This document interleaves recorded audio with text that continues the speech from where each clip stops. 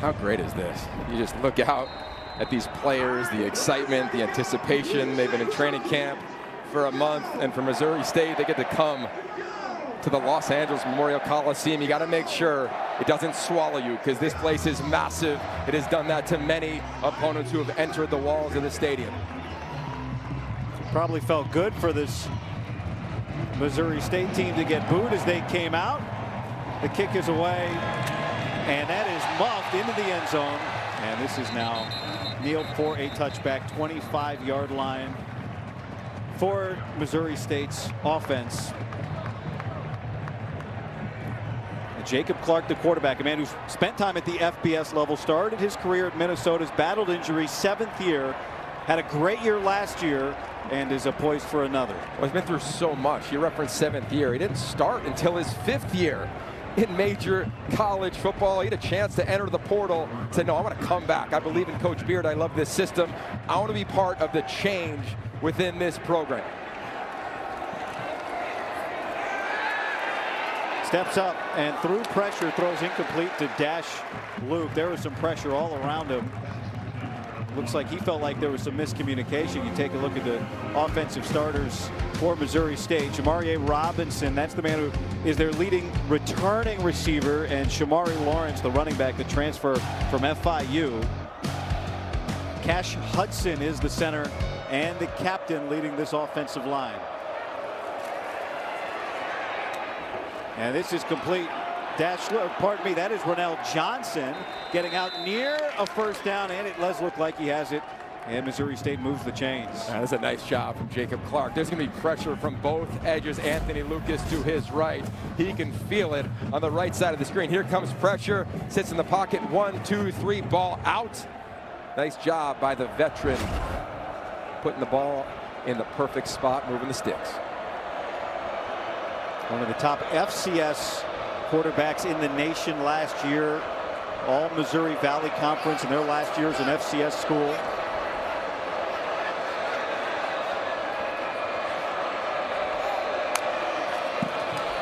Here's the first carry for Shamari Lawrence, and that's going nowhere. Take a look at this USC defense up front. Yeah, missing some key pieces, but bulked up on the defensive line, led by Cameron Fountain. Devin Tompkins, pulse of the team. That's what the coaches told us about Tompkins. Great to have one of the most unique players in the country. Eric Gentry back from injury last year, and their stud on the back end is the safety Kamari Ramsey. And Kamari Ramsey is going to be playing a little linebacker type role today. That nickel defender due to injury. He's playing near the box, near the line of scrimmage at the top of the screen. Clark gets it out quick, and that is held on to by Jamarie Robinson. It'll bring up a third down and manageable after the stop from DJ Harvey. A big part of Dan Lynn's defense is what he coins obnoxious communication. You see Kamari Ramsey, as there's so many changes happening at the line of scrimmage with Jacob Clark, and Clark has the keys to this offense. He'll go to the line of scrimmage with 2 plays right here. You see him audibling a little right now, making sure they're in the best spot.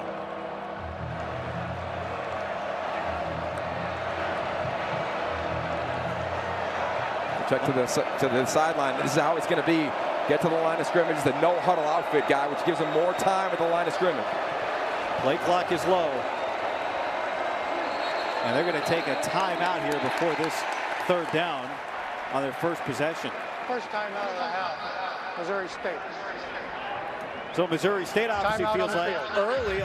There's a big third down coming up. We'll step aside.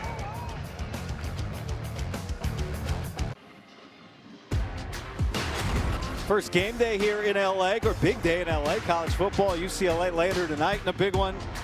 And the Trojans, their conference opener just 2 weeks away when they go to Purdue. After a timeout, third down, where USC made such a huge leap last year in Dan Lynn's first season. Missouri State took the timeout after they couldn't get the play change before the play clock expired. And Yogi Jacob Clark back to work.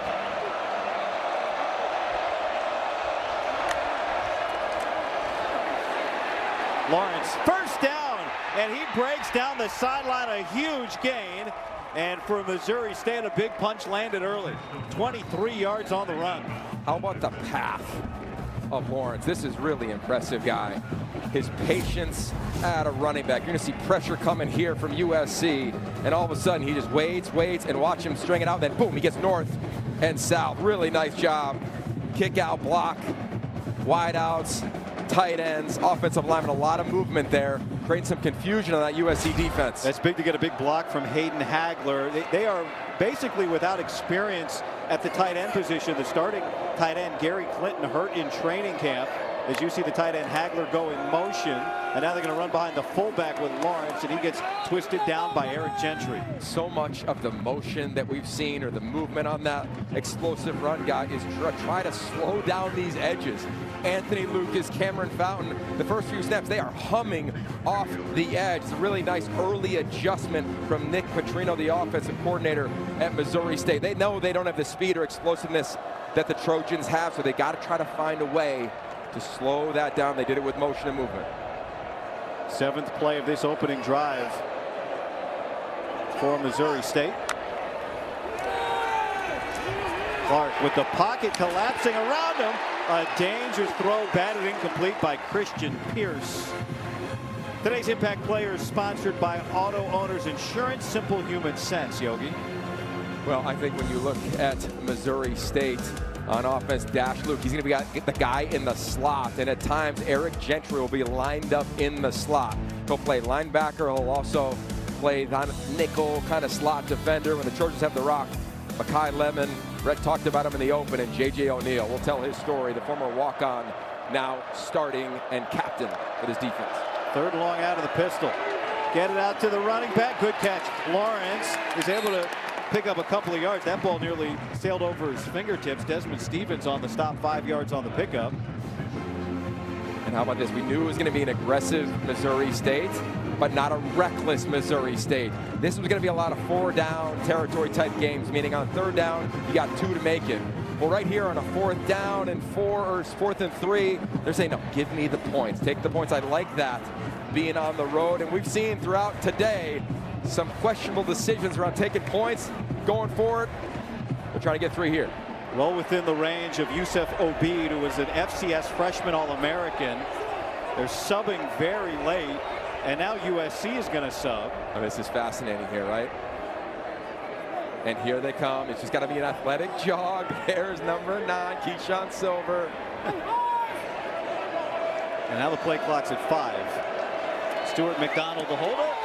Obeid, even with a lot of on and off traffic, is able to hit the field goal. So Missouri State with a good drive to start. Ryan Beard and his group, they won the toss, they took the football, and they walk away with points.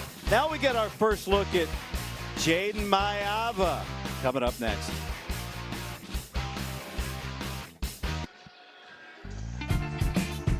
Right now, the first 1,000 fans will get $20 off a Big Ten Plus annual pass and get access to over 2,700 more events across the Big Ten this season. Scan the QR code on the screen or go to BigTenPlus.com and make sure you enter 20OFF when selecting annual pass at checkout to take advantage of this offer.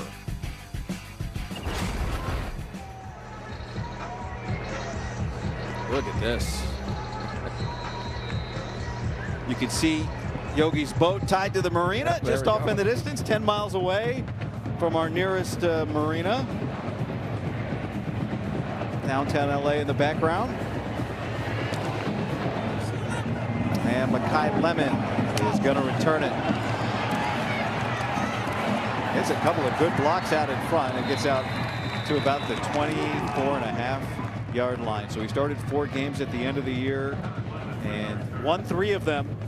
And now for the first time, he walks out on this field as USC's starter on the first Saturday of the year. Look, there's one thing to be named the starter towards the end of a season, but here in LA at USC, you got a whole offseason of hype, of expectations. It's a challenge to navigate that. Jaden Mayava hasn't flinched. In fact, he's attacked it. You talk to his teammates, they rave about his leadership, his work ethic, how he just pours into them. Expect him to take a jump from a discernment standpoint from a year ago to now as one of the captains. USC first snap of the day with 2 tight ends. Maava avoids the first pressure and the second, and then makes something out of nothing to Makai Lemon. I mean, that was a pretty 5 yards. Yeah, that's a pretty impressive play. Watch him stay in the pocket. This is where he's grown from last year. There's going to be pressure from both edges, from the interior. He's going to sit, wait, and then, okay, I got to get out, retreat a little bit, and then the athleticism against Townley Jr. 17, by the way, is a transfer from Penn State. A little stiff arm, eyes downfield, finds Makai Lemon. An injured Missouri State player back by the line of scrimmage. And so we'll step aside here in LA.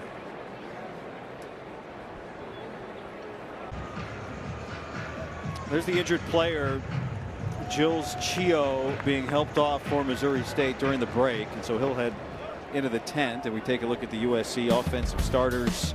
Wayman Jordan and Tanick Hines, the newcomers with Lane Lemon and McCree. Also saw Walker Lyons, the tight end, out there. Killian O'Connor, the former walk-on, is the starting center for USC. After the first SC play, picked up 5. Maava on the move, and he throws complete to Jacoby Lane. And Lane dancing to make another 4 yards after he already picks up the first down. Pickup of 16 in total. This is such a challenging play to stop. Watch Killian O'Connor, the center that you reference on this play. He's going to pull that way, guy. The whole defense is going to flow with him. And out the back door comes Jaden Maava. I mean, that is such a challenging thing for your eyes if you're a defender for Missouri State.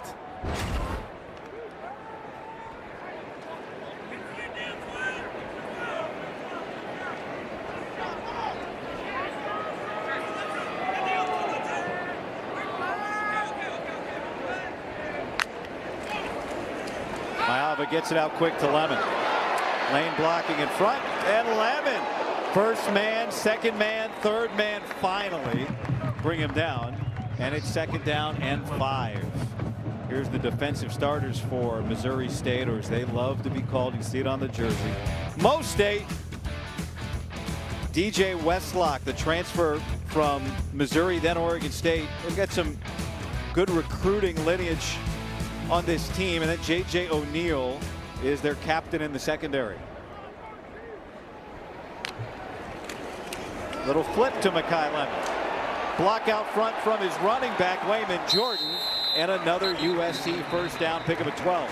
I mean, Lincoln Riley, the offense can be so challenging. Number 14, the defense, helmet came off during play, must be out for 1 minute. You've seen the center pull one way, they go the other. You've seen the guard and tackle pull one way, then they go to the right. Here it's a little misdirection on the end around to Lemon. I mean, it just challenges you. If you miss a gap, it can be an explosive play. Tanick Hines, the freshman in the game, at the top of the screen for the first time on this opening Trojan drive. Maava, block out front from Lake McCree. Maava, a little high step, a little stiff arm, and he picks up 7 yards. And let's go down to Rhett. Guys, noticing the use of 2 tight ends here, Yogi, 12 personnel, just less than 20% of the time last year for SC. I think we might be seeing that a little bit more this year. We've seen it on 3 plays already to start this drive, posing some matchup problems for the defense. Can also help in the run game, too, when they get rolling with that. Yeah, and here they are in empty with McCree in the slot at the bottom of the screen. Wayman Jordan's first carry as a Trojan is a beauty. Jordan cuts it back and gets all the way down inside the 10. To Rhett's point, they have multiple tight ends. This time they go with 1 tight end. They spread you out. And Wayman Jordan makes you pay. An SC after an explosive run. They love to piggyback that with another run. Jordan again, feeling his way, and he slips in. Touchdown, Southern California.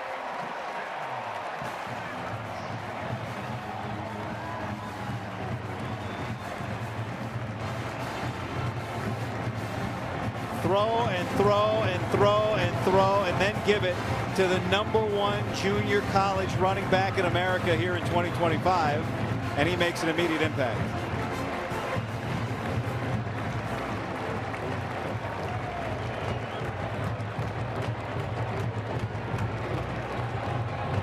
Kicker today is Ryan Sayeri.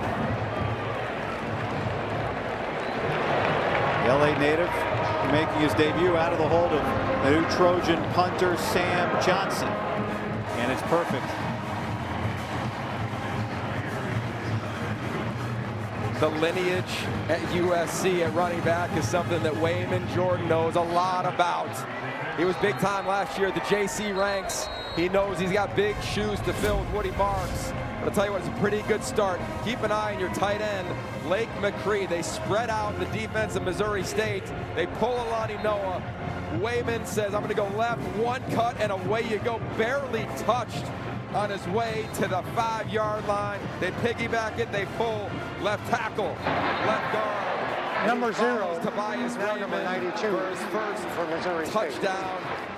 I got a feeling of many as a USC Trojan. You know, it was so great talking to Lincoln Riley at the team facility on Friday. He said, what are you looking forward to? He said, I'm just looking forward to watching Wayman Jordan play live. The first time I saw him in practice, I knew we might have something special, but you never know until the game. You think he knows now? I think he's got an idea. Look, there's certain guys you can go out on the practice field and it takes just a handful of plays and you're like, yep, that's different, that's special. And I'll tell you what, the Trojans Number and 19 Lincoln Riley, for Missouri State is now playing as 93.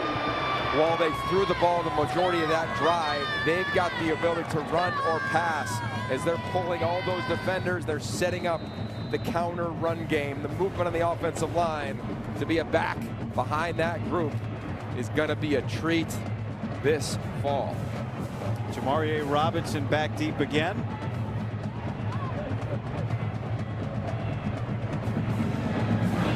And Sayeri, who just debuted with the point after, kicks it away and another touchback. So Missouri State took the ball first, got the 3. SC gets it back, a very efficient 75-yard drive that is capped by the touchdown run. Keep an eye on this. There's Alani Noah. He's going to pull. Wayman Jordan's going to have to make an adjustment based on what Missouri State does. They rush up the field. He goes wide, and then boom, he gets north and south. And I don't think there's a hand on him until he's tackled. The elusiveness, the physicality, the intent on running downhill is worth the celebration. How about the first guy celebrate with him? How about the first guy? That's your quarterback. And the sideline loves it, and this team has referenced how tight they are on their first drive. It's pretty tight. Jacob Clark, 3 of 5 on the opening drive, setting up a trick play.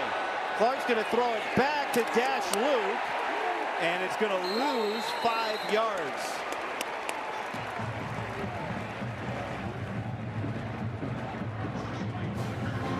Now, this is fun. You knew there was going to be some trickeration early on in this ball game. A lot of action. Ultimately, they're going to try to throw back here as the play begins. Once, twice, and then he's just going to turn right here, try to get picked up. USC just stays home, so disciplined by that back end. Making a play. Impressive there for the Trojans. Probably won't be the last thing we see cooked up from offensive coordinator Nick Petrino today. And there's a strong run by Shamari Lawrence to get that yardage back in a little more. They have an acronym at Missouri State called FTS, Feed the Studs. It's actually what we used to have when I was coaching here at SC way back in the day. It was like, get Reggie the ball, get Dwayne Jarrett the ball. They want to make sure Shamari Lawrence gets the rock as well. And here on a 3rd down, keep an eye on Jamarie Robinson, number 0.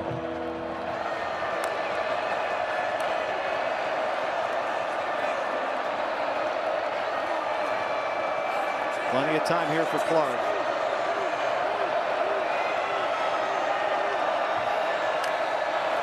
USC brings pressure up the gut. Clark gets it out, and it falls incomplete. 2 defenders, Anthony Lucas and Eric Gentry, had clear shots, and now Clark is slow to rise. I'll tell you what, you want to audible the line of scrimmage. That's part of Clark's game, but also is pressure coming from the edges and up the middle. That is Fountain, Gentry, and as you said, Lucas. They audibled, so did USC. It looked like it was 3 down linemen, then all of a sudden it was 5. Time was ticking. They had to get the snap off, and Clark got hit pretty hard. Anthony Fred Urique is the punter, and everyone's going to clear out. A flag comes in. The ball's going to come settled at the 35, but we'll check on this penalty. 37-yard punt.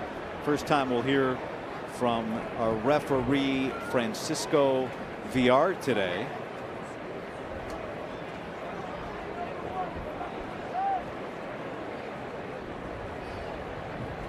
It was Mekhi Lemon back deep who waved everybody away. During the kick, holding. Number 19 on the receiving team. 10-yard penalty will be 1st and 10 for USC. Timeout on the field. Jaden Mayava coming back out after a touchdown on the opening drive, looking for more. Correction. The penalty was on number 9. Number 9.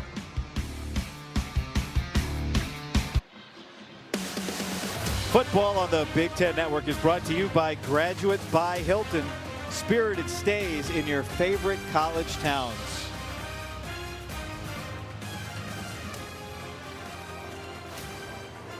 USC's offense back out for its second possession after forcing the first punt of the day from Missouri State. Missouri State debuting as an FBS program here today, a member of Conference USA. Eli Sanders makes his first appearance of the day. 2 running backs in the game on either side of the quarterback, Jaden Mayava. It's going to be Wayman Jordan, who scored a touchdown on the opening drive, picking up 3, and now time for a studio update in Chicago. Dave Revson. Dave?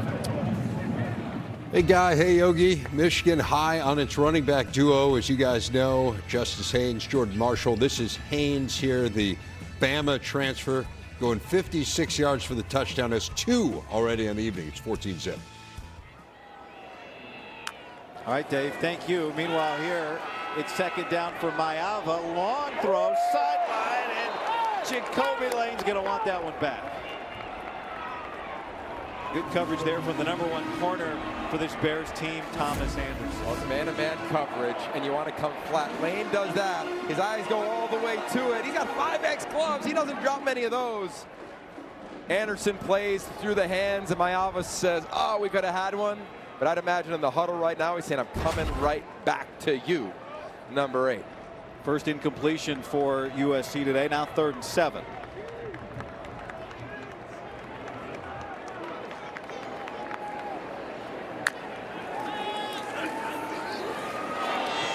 Mekhi Lemon, he's been a machine so far. Bounces off of 2 defenders and a pickup of 17 yards.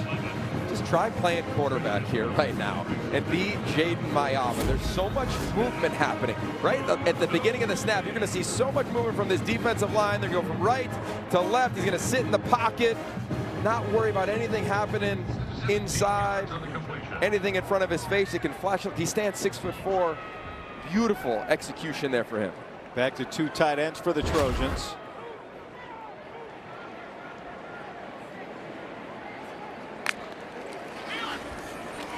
This is Eli Sanders, and he's going to be very near. Might have another 1st down, depending on the spot. Just shy by a half yard.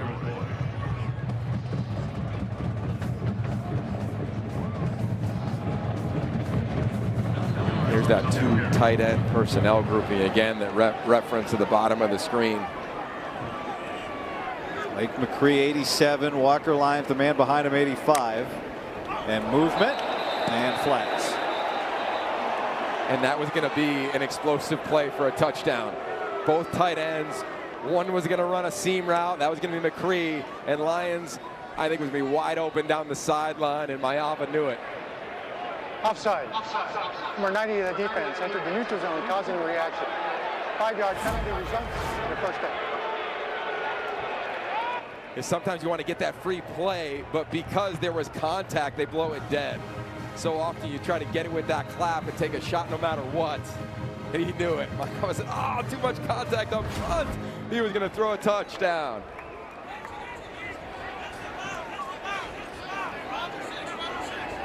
And here's this formation with a tight end like a fullback. They used this against A&M last year.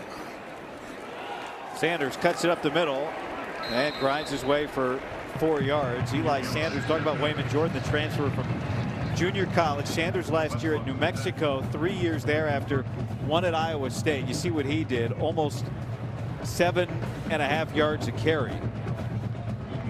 We had a chance to talk to him after practice earlier this week, and he said, you know, this is my dream school. that always wanted to play here out of the San Diego area in Southern California. He said, I bet on myself, decided to come here, and he's had a very productive camp. Mayava lofts it. Beautiful touch. Can Lemon get there? No. Oh, and another one Mayava wants back. Sometimes early in the season, especially game one, and when you're calling one of those explosive plays for the first time, at quarterback you get a little too excited, a little too much juice on this ball, needed a little bit more air on it, and he knew it. There's Lemon on the toes of the safety, runs right past him. Missouri State gets lucky there with the overthrow. And now Ryan Beard's going to take a timeout on defense. Second timeout taken from Missouri State. Second timeout of the half. Missouri State. 30 seconds in duration. Mayava was backpedaling after he let it go like a three-point shooter. Ready to run back to the other end. Well, I know, Yogi, you are so high, not just on Makai Lemon, Jacoby Lane individually, but the combination of the two after what they did last season. Yeah, these guys came in together. They said when they signed at SC, they wanted to change the culture. SC's always had productive wide receivers forever, but they wanted to get it back to what it was like back in the day. These two remind me of Dwayne Jarrett, Steve Smith from the early 2000s. Makai Lemon being that explosive player, the flanker, you can put him in motion, he can play in the slot, he can play all over the field, he can really take the top off of defense. And Jacoby Lane, we hung out with him again post-practice, and he said he's really matured. Big part of that was the strength conditioning coach, Tremaine Carroll. Yeah, and then Drake London, who was the tunnel captain today, guys, former SC wide receiver. I asked him if Jacoby reminds him of himself a little bit. He's like, no, Jacoby's way more smooth than me. He makes catches way up in the air, those combat catches that I don't really see in the NFL that much. Third down. Mayava, there's Lane. Snags it, and a first. I mean, how about that? I mean, Drake London given that type of praise. And then I think at the inverse, if you're Jacoby Lane and the litany of receivers that you could just call. Drake London, you just think of all of the guys in the past at USC. There's such pride at that position, to Rhett's points. I got a Curtis feeling. Conway, Curtis Keyshawn Conway, Johnson, that's on and right. on. So many talented ones. I think of Kerry Colbert. The list goes on and on. First down and 10. Fake it to Lemon. Give it to Eli Sanders. Break one, break two. And eventually the help comes after a hard 3 yards. So much talent here at USC. They're spreading the wealth today. So many skill position players. And I think Jane Mayava's seeing the game really clean. Like, missed a deep touchdown opportunity. There's a drop from Jacoby Lane, but overall you can feel a different command of just this first quarter than he had throughout the majority of the complete games that he started last year. Back to Sanders. Patient run. Block on the outside. Looking for the end zone. And he stepped out at the 3. 17 yards. Let's take a look. Oh, right foot out. And he wants that one by about 2-3 inches. Great call by the officials all over it.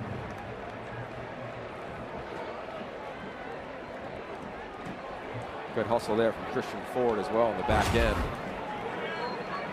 Brian Jackson, the big battering ram of a running back, has come into the game.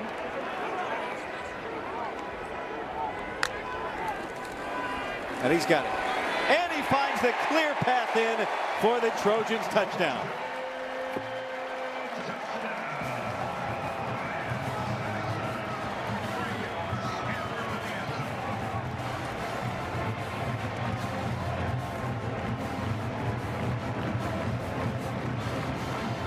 Keep an eye on your right guard right there, Alani Noah, as this play begins. The physicality, the explosiveness. Immediately to his right, gets one, gets two defenders. This offensive line continues to impress.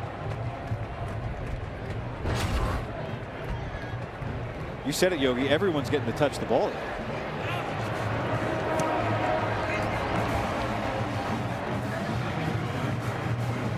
spreading it around. Well, I think a huge part of this for Lincoln Riley and spreading it around to a wide array of talented players is this offensive line. This offensive line, year one when Lincoln Riley was here, that's when they hit lightning in a bottle. And that was Caleb Williams' Heisman year. And every one of the starters on the offensive line came out of high school. The year two, they went via the portal. It didn't work out. Last year was a little bit of a mix. Every starter today was recruited out of high school. And you think of the three specifically, and Elijah Page, Tobias Raymond, Alani Noah, they were the same class. And I just think it takes a lot of time for that group to mature, and they've done that through the first couple drives. Coming up tomorrow, the opening spike continues at the Kohl Center in Madison with two marquee women's volleyball matchups, Wisconsin, Texas, Creighton, Kansas. Coverage begins at 2 Eastern, 11 Pacific on the Big Ten Network and the Fox Sports app.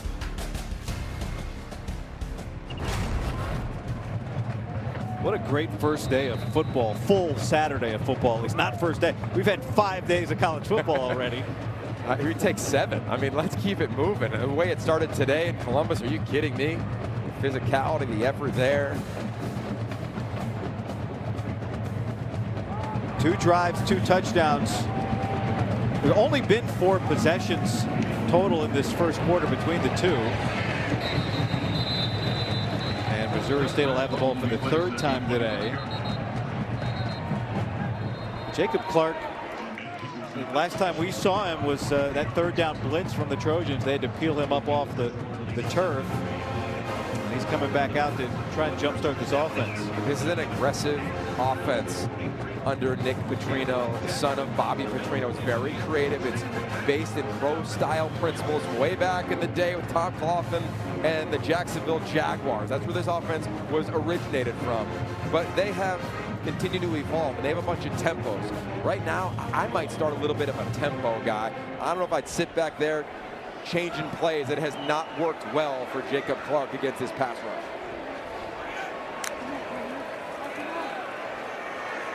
Pressure, and he goes down.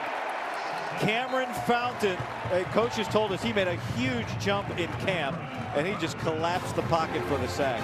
I think he made a huge jump last year. You go back and watch their bowl game, he might be the most impressive player on the field. He gets there first. I got a feeling that number 6, Anthony Lucas, is like, can I get one? He's had pressure all game long in this first quarter. Still doesn't have a sack in his career at USC. He's trying to get his first. Yes. So behind the chains for a 2nd down to start the 2nd quarter for Missouri State. Nick Petrino and Jacob Clark looking for some answers against this USC front that's starting to get a push. 14-3 Trojans after 1 quarter.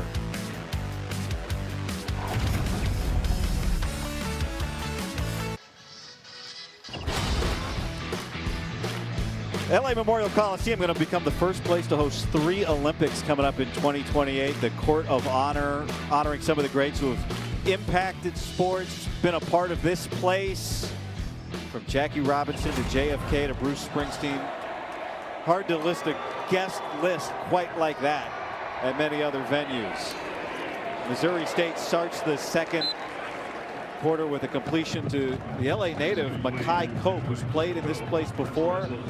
So he has experience not just against USC, he played at Utah, but also experience at this level.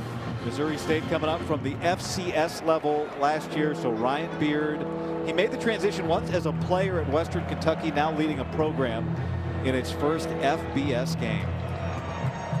And they're going to see, I think, man-to-man coverage here and some pressure from Eric Gentry again. The left side of that offensive line. Gentry breaks through because this is a screen. Great catch there from Ramon Green, but it doesn't get past the line of scrimmage. No gain. A better play from Bishop Fitzgerald, one of the new faces on this defense. Number 19. He's all over the screen. He sees it the entire time. You see Jade Abasiri dropping from the defensive tackle position. I mean, Danton Lynn is giving so many different looks right now to this offensive front, and Jacob Clark. There's not a lot of answers outside of the quick game. So 2nd punt now for Anthony Fred-Urique. Good snap from the true freshman Mitch Weisenborn. But this is going to come to rest at about the 36-yard line.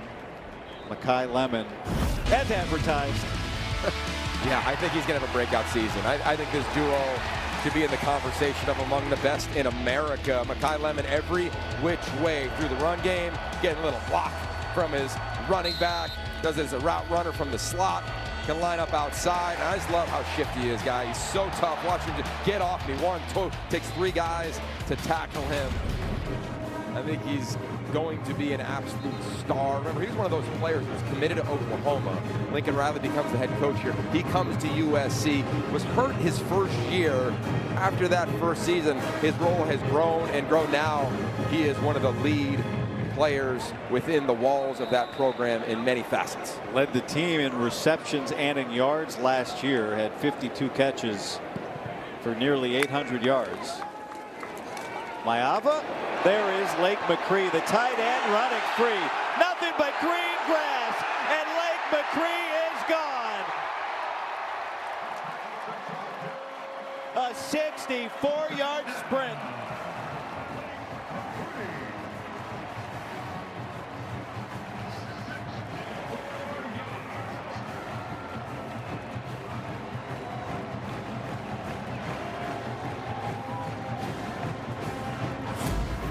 How about Lake McCree? You'll see him just kind of delay, and then he'll go like there. And Jaden Mayava, a slight delay, nothing doing. And there goes that man, the 5th-year senior. You can't help but flash back to what he had to navigate a year ago in Ann Arbor with an injury. We talked to him earlier this week, and he said he's finally not only cleared medically, but clear between his ears. You're right. It was an indelible image, sitting on the bench, his head in his hands, wondering if he had another severe injury. And he found his way back, and now has found the end zone. And there's some celebration going on in LA. Lake McCree, he's earned it. Lincoln Riley with a fist pump. Trojans up.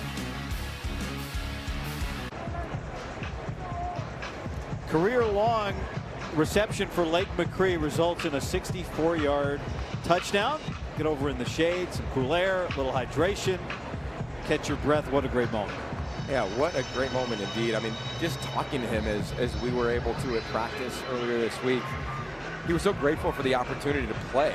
We asked him, what was it really like at Michigan when you had to navigate that injury with your head in your hands? And he said, I asked myself, will I ever play again? Will I ever play again? The thing that you love so much, taken potentially from you in an instant. Learned, of course, after that it wouldn't be. He went back to work, and it paid off there with the longest reception of his career. And this is a beauty. Sometimes it just works out beautifully. You're going to see the linebackers for Missouri State. They're going to blitz right here. On the snap, you'll see Lake McCree looking for one of them. He wants to kind of fake like he's blocking them. Well, they're not there anymore, so it's an easy read from Mayava, and away he goes, showcasing some speed, high and tight, clinic worthy right there. And I'll tell you what, there's probably nobody on the sideline that is more happier for an individual than they are for Lake McCree. Offensive line loves it too on an 85-degree day. A 1-play scoring drive after a 10-play scoring drive preceded it. Jacob Clark back to the ground. Cameron Fountain, hello. Cameron Fountain has been a monster this whole game. I mean, really, he and Anthony Lucas have really been disruptive. They continue to find their way into the backfield. We had a chance to spend some time with Eric Henderson, who coaches the defensive line. He and Sean Nua. This group is real. It's the biggest area of growth for USC this past offseason. The average weight of the 2 deep on the defensive line is 300 pounds as Clark throws out complete to Jamario Robinson. But that is a 22-pound average increase of weight on the defensive line per player over last year. Well, they finally just looked the part of the Big Ten, right? Devin Tompkins, he's a guy who can play in the middle. He can play off the edge. Number 8 right in the middle of your screen. You see Keyshawn Silver, 6'4", 330. These are huge humans. Jakeem Stewart, we're not seeing him today. He's another big one as a freshman, 6'5", 290. He should be a senior in high school. It's just a huge upgrade across the board. The #1 defensive line recruit in the nation. That's what USC's waiting for. 3rd down. Clark stands in, throws a pick. Taken away by Bishop Fitzgerald. And it's a pick six.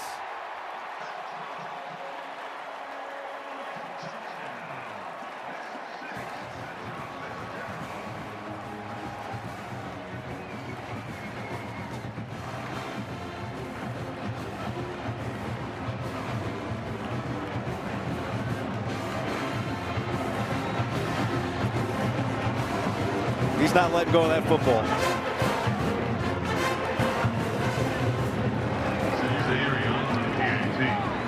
Until he did. It's put away for safekeeping. Yeah. He's taking that to the side. That's not going to the official.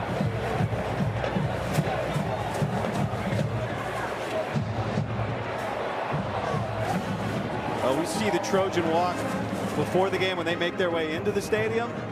Those last 2 touchdowns have been Trojan walks. Lake McCree and now Bishop Fitzgerald.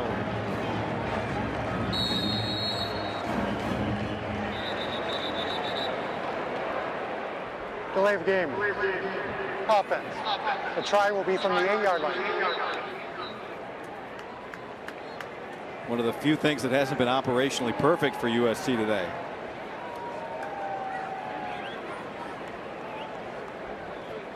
Trying to make it 28 unanswered.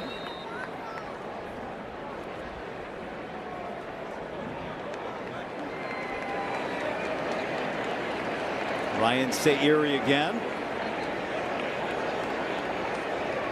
Hank Pepper, the snapper, back for his second year as the starting snapper at USC. 28-3. Well, defense, they need to all work together. How about the pressure up front? A twist, a stunt, some physicality. And then how about in the back end? Beautiful job here and here. 24, Christian Pierce. 19, Bishop Fitzgerald. Fitzgerald's reading it the whole time, all the way to the house. Really nice job by him. See him kind of going from the right hash to playing center field. He's got to look up that seam ball. He looks it up with near perfection. Celebration for his first score, and he's doing it with 24. And this is a great story with Christian Pierce, because in comes Bishop Fitzgerald in the spring, and here is Christian Pierce. Pierce did one thing. He poured into the new guy. He's the one that taught him the offense. Oftentimes in the transfer portal era, a new guy comes in at your position. The last thing you want to do is teach him how to play your spot. Christian Pierce did not do that. A beautiful, selfless act, and now look how it's played out. Yeah, remember this, guys, this is a secondary that saw so much turnover year over year. Obviously, Kamari Ramsey was the constant there, but Dan Lynn wants to get his best players on the field. Sometimes that means having 3 safeties, and they can do that because of the talent of a player like Fitzgerald, CP, Christian Pierce, and obviously Ramsey. Kicking team number 48. Penalty is a first down at the 35-yard line. Yeah, the ability for Kamari Ramsey to play so many positions, Rhett, I think allows those 3 safeties to be on the field. You've seen Kamari Ramsey play the deep safety, the nickel linebacker type defender, and I think, look, we all know Caleb Downs, maybe the best defensive player in the country, but at that spot, a versatile safety, Kamari Ramsey is worthy of being in that type of conversation. And I know, Rhett, with everybody you've talked to in the National Football League, he's one of the first guys they come to see when they're watching USC. No question, Yogi. He is a potential day 2 type of pick, and definitely a favorite among scouts when they're coming here to practice and asking USC personnel about him. Kamari Ramsey is a popular topic here. 2 touchdowns for the Trojans in the last 4 plays of the game, and able to bounce it for a moment. Looked like Shamari Lawrence was going to get stuffed. He eventually still gets stopped for no gain, and now it's 2nd and 10. You wonder for Missouri State, are they going to try to create a little tempo, a little bit of rhythm? You go back to their first 2 drives, and they were able to move the ball over. And then the pocket just kept collapsing. And I think trying to change things at the line of scrimmage sometimes has hurt Jacob Clark, because SC has changed as well. And that type of communication up front for the offensive line needs to continue to evolve if they're going to keep that pocket clean. Flag down. Clark in trouble, and he steps out maybe behind the line of scrimmage. Might have lost a yard, and we'll check on this flag.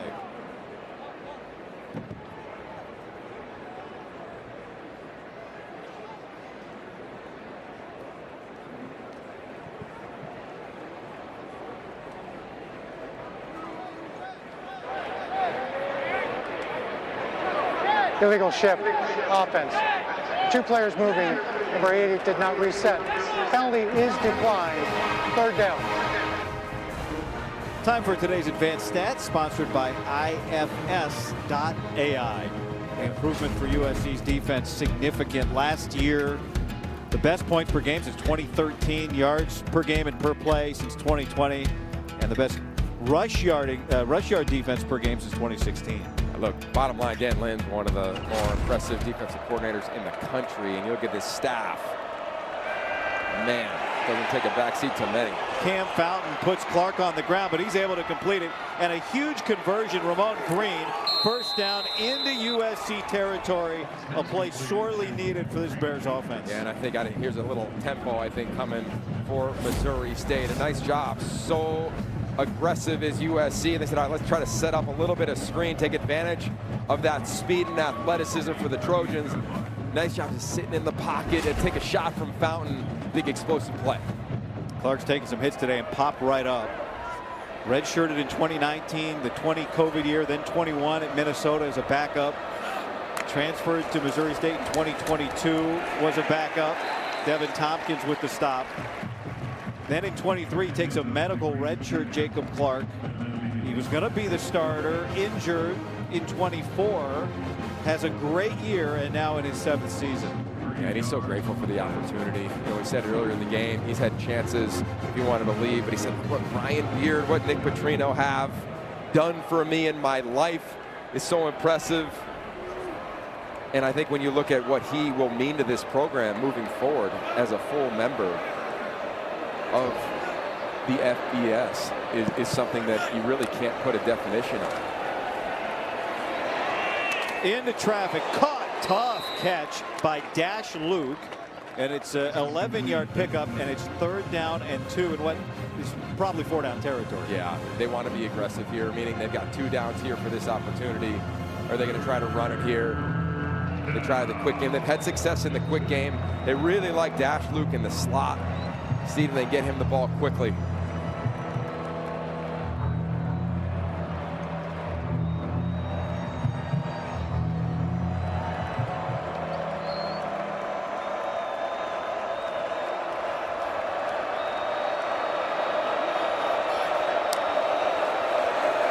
Clark on the move.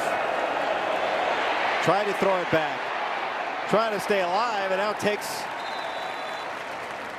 a loss, gets pushed out, and it's 4th down. Braylon Shelby all over him. Yeah, they're trying to get something quick to the flats. Nothing doing there. Nice job by the offensive line, not getting downfield, and for Clark, not making a tough situation worse. Here they are on 4th down. I'd imagine they're to go for it here. Yeah, it's tough, guy. When you want to work like a combination type of play like they did there, you got to have a little bit more time. They try to roll out and have max protection, but nothing doing against that edge. Now I think they'll spread it out, see if they can work the slot Dash Luke at the top of the screen. 5 wide receivers on the field for Missouri State. Play clock is low. They've got 1 timeout left. It's at 3, it's at 2, and they'll use their last timeout of the half here before this 4th down and 4. 3rd and final timeout of the half, Missouri State. Be 30 seconds and late.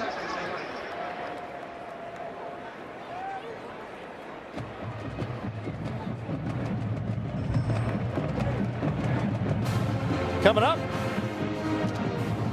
on Thursday, don't miss women's soccer. 4th-ranked USC takes on Stanford, the #1 team in the nation. Live coverage begins at 9:30 Eastern, 6:30 Pacific on the Big Ten Network and the Fox Sports app. Missouri State going to stay with that same 5 receiver personnel, you think, after this timeout? I think so. I think that's their best opportunity to find success. I think the challenge is going to be the manipulation of the line of scrimmage. Because USC, every time Jacob Clark has audibled, they have audibled as well and adjusted their front. And I'd say about 90% of the time, it's been advantage the Trojans on the defensive line because of that. No Eric Gentry on the field right now, which is probably a good thing if you're Jacob Clark and that massive wingspan of his. But there are fresh legs, and Jaden Walker, number 31, at the inside backer spot.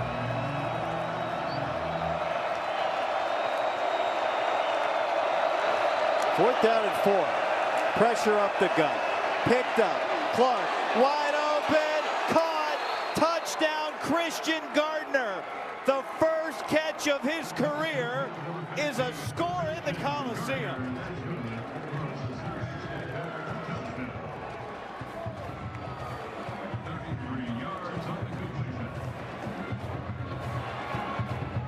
The two kids from Dallas hook up for Missouri State's first FBS level touchdown. Oh, this is awesome. It's just a simple go route, a little corner, and it's a rare bust thus far from USC in the back end. And there was pressure up the middle. Jaden Walker was met by Shamari Lawrence. Jacob Clark stood in and delivered a dime. A quarterback in his 7th year, the long and winding road, connects with a freshman playing in his first career game on a stage they could only dream of. And some momentum back to Mo State.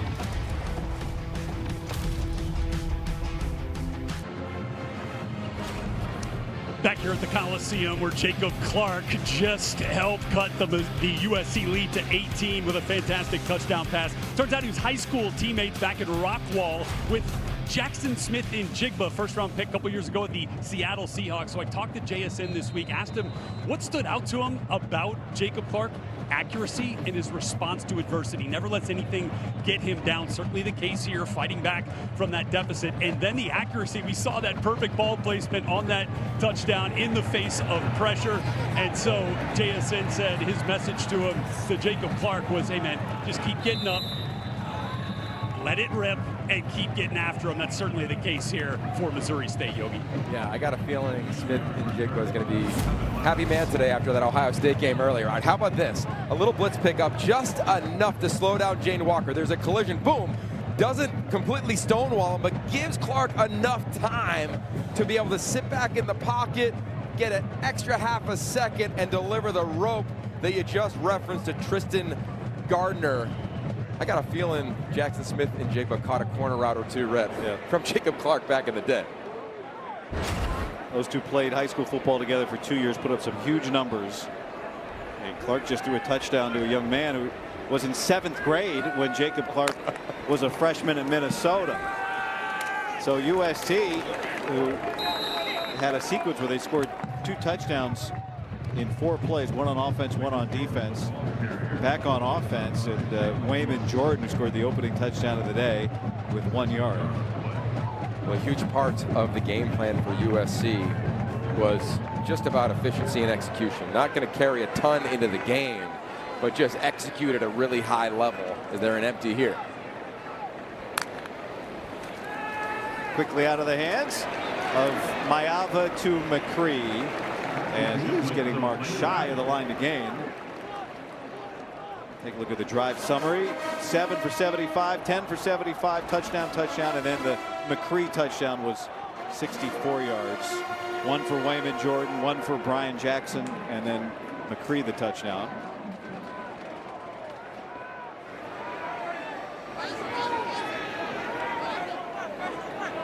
Love how they use this tight end in the fullback position here. Little lead blocker.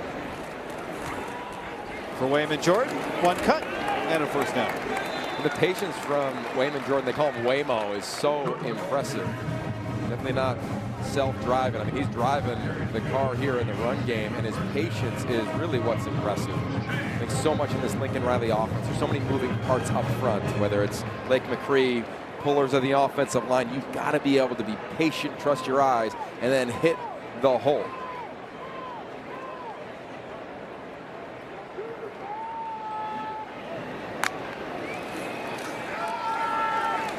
Mayava lost it.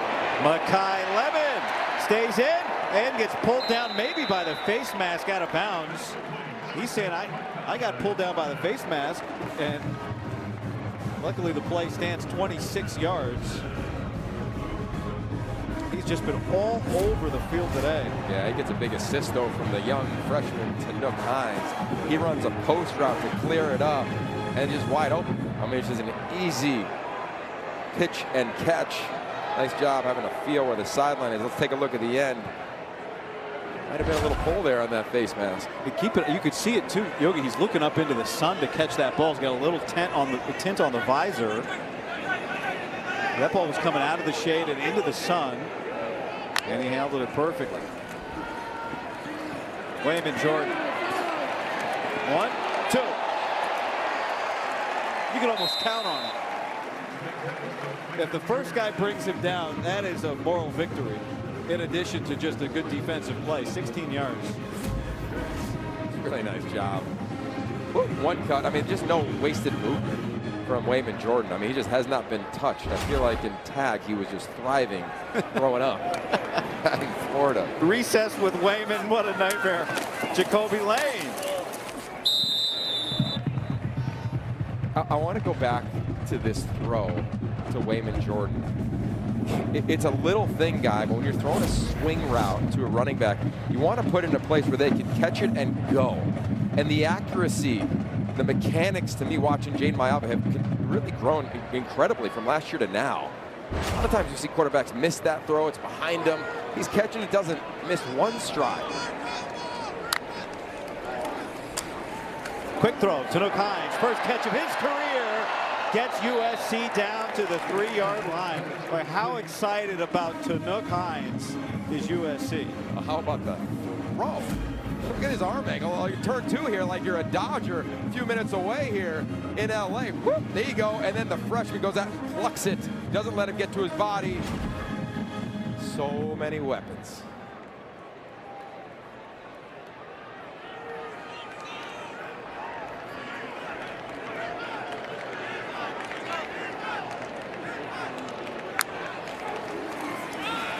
Mayava keeps it. Mayava cuts it back. And he's into the paint.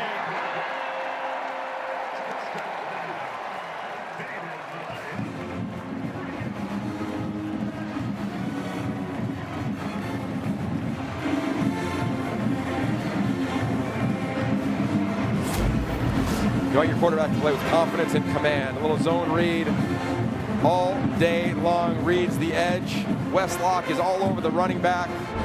Mayava keeps it, slows down, shows his athleticism, cuts on back. Touchdown, QB1.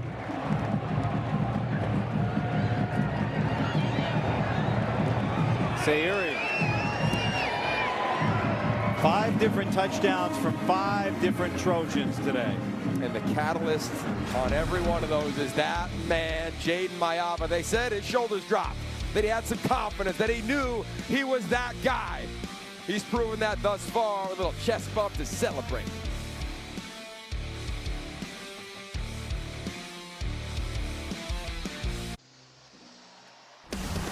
Still ahead. Huge day of football continues. UW takes on Colorado State under the lights, only on the Big Ten Network and the Fox Sports app. Was there last week watching Jed Fitch's squad, and much like SC, they just look different on offense and defensive line. Zach Durfee would be the guy to key in on. Can he be a game wrecker like we've seen these edges today for USC?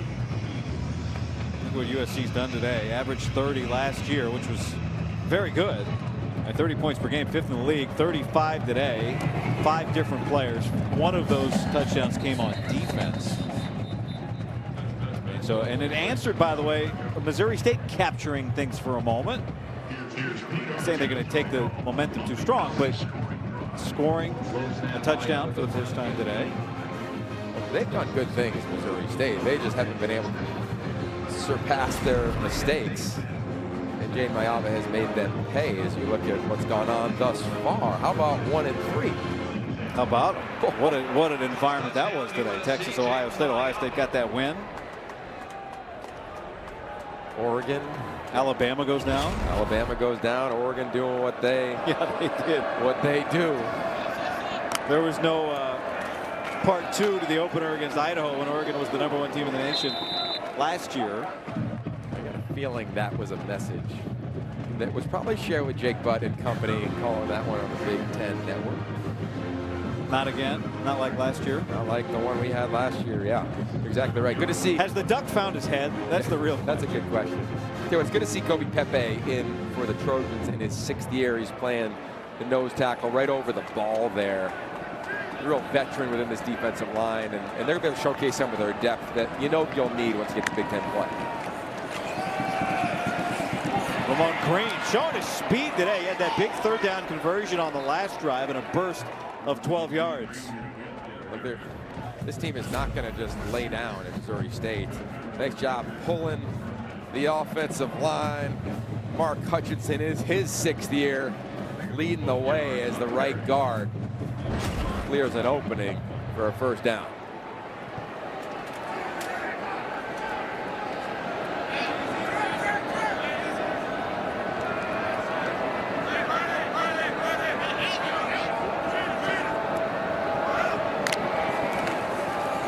Again, Green. And he gets a couple. I like the style in which Nick Petrino's calling plays here on this drive. They're trying to get to the perimeter more. They're pulling offensive linemen. They pulled both the right guard Hutchinson and right tackle Eric Cade. So we get the old 2-minute timeout. So Missouri State, USC's going to have the ball to start the 2nd half. Missouri State trying to chew up these last 2 minutes and finish with points. But this 1st half has been a half to celebrate so far for the Trojans today.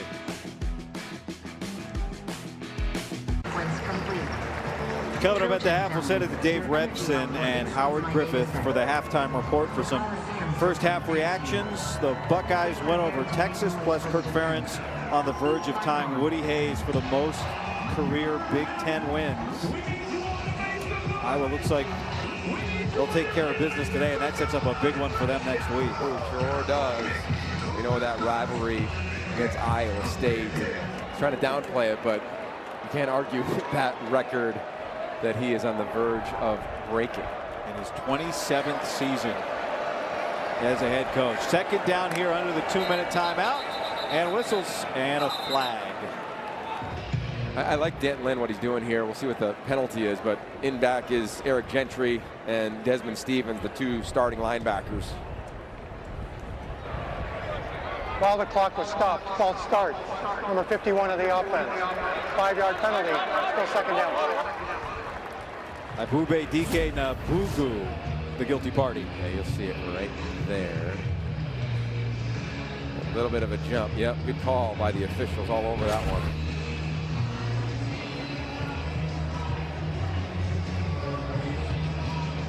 USC trying to get 2 here. Can they get a stop, get the ball back? They also will get it to kick off the 3rd quarter.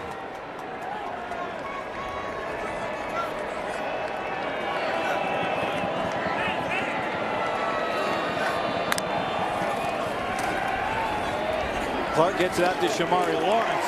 Collisions all over the 40-yard line after a short gain. So much of Denton Lynn's defense is rooted in the Ryan family. Rex Ryan, Rob Ryan, just creating chaos in the line of scrimmage and putting your best 11 on the field. We're looking at 5, at times 6 DBs on the field.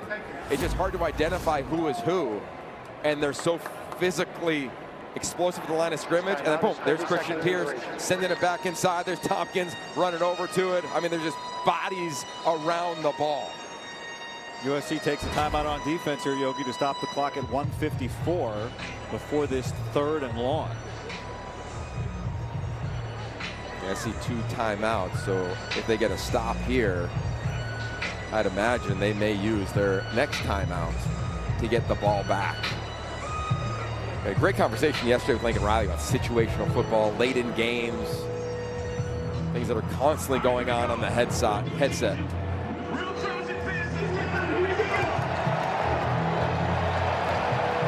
I'd watch Eric Gentry in the middle of this defense.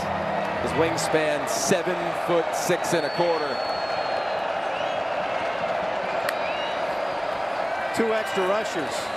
Clark gets it out, and it's broken up. Bishop Fitzgerald was right on time.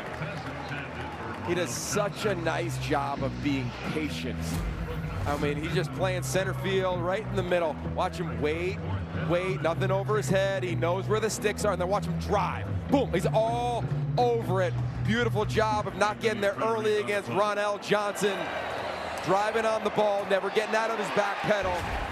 the technique of this secondary has really stood out in this first half. Not a lot of wasted movement, Guy. Makai Lemon back deep to receive would have been a couple shorter punch from Fred Urique.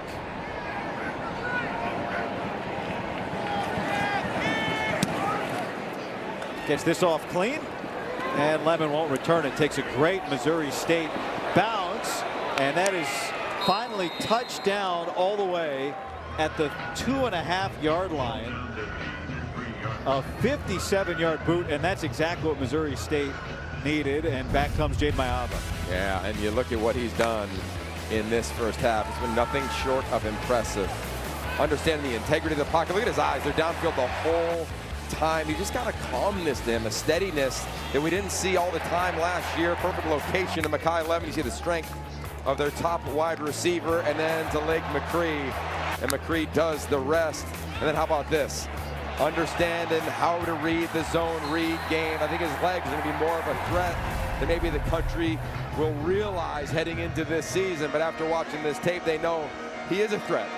Which guy leads us to here? 2-minute situation. This is where you have to have mastery. Last year in the Big Ten, 31 games decided by 1 score or less in conference play. It's drives like this. It's understanding the situations that allow you to have great success. It's a USC team that had leads in the fourth quarter in almost all of their games last year, and what resulted in a 7-win season. Mayava out of his end zone, pitch and catch Makai Lemon. How about the route? Are you kidding me, from Makai Lemon? A comeback, you're threatening like you're going to take the top off the defense. You break it off, the fake, and then you got to get your head around really quick. Nice job of Mayava. Anytime you're going to turn your back to the defense, you've got to peek as quickly as you possibly can to see what the coverage is. Nice job of understanding that. 13 completions for Mayava. 6 of them have gone to Lemon. Now to Eli Sanders. And he gets swallowed up. Okay, you got 2 timeouts. Know the situation. Clock is ticking. I still think there's a lot of time here. Get set. This is management of the line of scrimmage right now. Make sure everybody is set. And throw it to Makai Lemon. That's a good fundamental. Another first down. It is. And the clock will stop to move the chains. And we'll see a helmet came off here. It's Makai Lemon's. And so he's going to have to leave the field. For the first down. Number 6 helmet came off. The play must leave for 1 down. Yeah, and this is an opportunity where SC is not going to use a timeout to get Makai Lemon back on the field, I'd imagine. Good job by Lincoln Riley. And in comes DJ Jordan, who they are very high on him in the slot. But look, guys, Missouri State's playing off coverage. I mean, this is pitch and catch central. You just got to make sure you put it in the right location if you're Mayava. Under a minute now in the first half. A lot of time in this audible. Mayava pressured, and it's batted away. Clock stops at 38. And they're trying to go right back to the well, to that little throw to the tight end. This time it was Walker Lyons. He had him there. Probably would have been tackled. Then you'd have to use your timeout. So the batted ball might actually be a good thing here for SC. Live to 2nd and 10, but with 38 ticks left. Now this is truly mastery. I'd imagine Lincoln Riley is talking in that headset. Remember, it goes off at 15 seconds on the play clock. So you got about 5 left to tell him maybe 2 plays. See the tap on the shoulder? That tells him that his time on the headset's about to run out with the quarterback. Setting up the screen to Eli Sanders. Gets 1 block, 2 blocks. Sanders high stepping and cutting it loose. Galloping for a Trojan touchdown.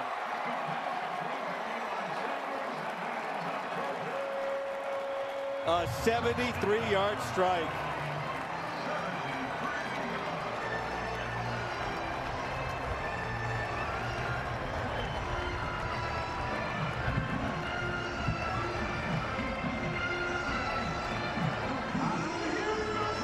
Well, track and field is going to be in this building in the 2028 Olympics.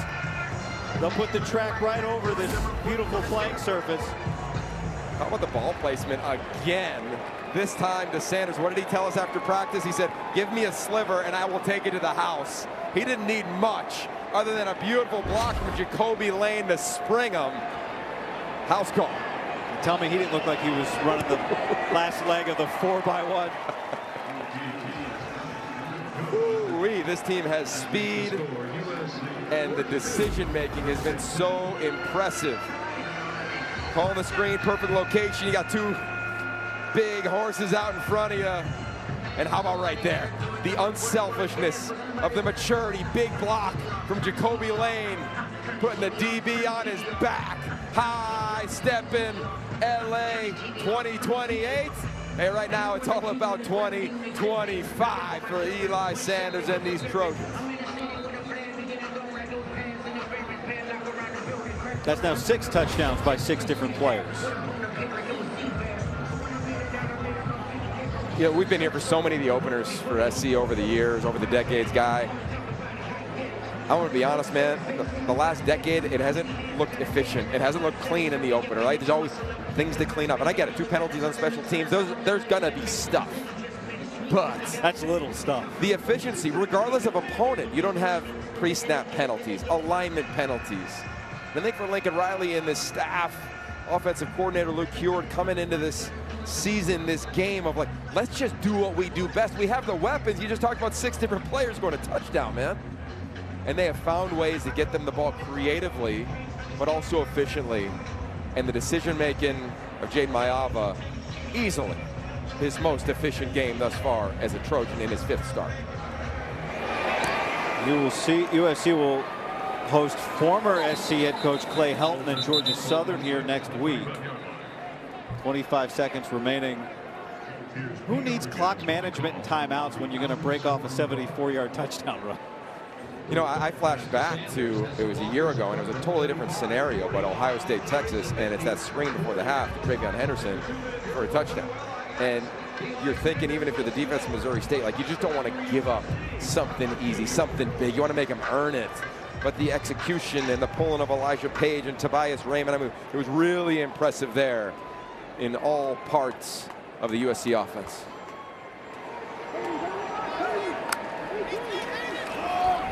To the ground, and Eric Gentry there for the twist down. And a word after. He's such a passionate player.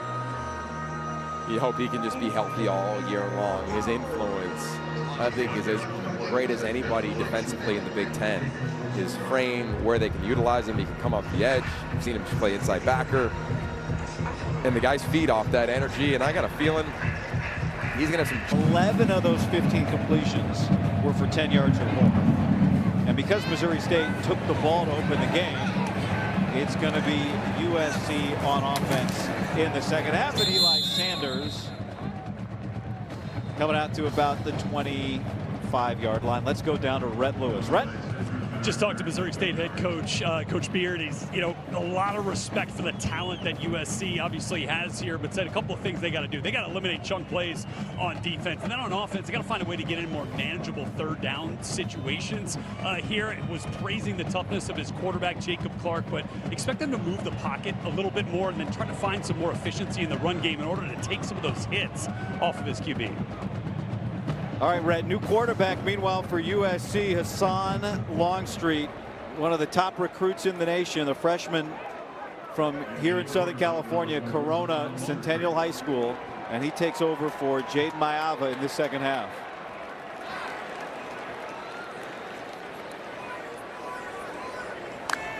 The new setter is DeAndre Reed, and to the ground go the Trojans to start this second half. Tell you what, a little scouting report on Hassan Longstreet. This is a guy who has lived in the facility since he showed up, and you can see that type of command.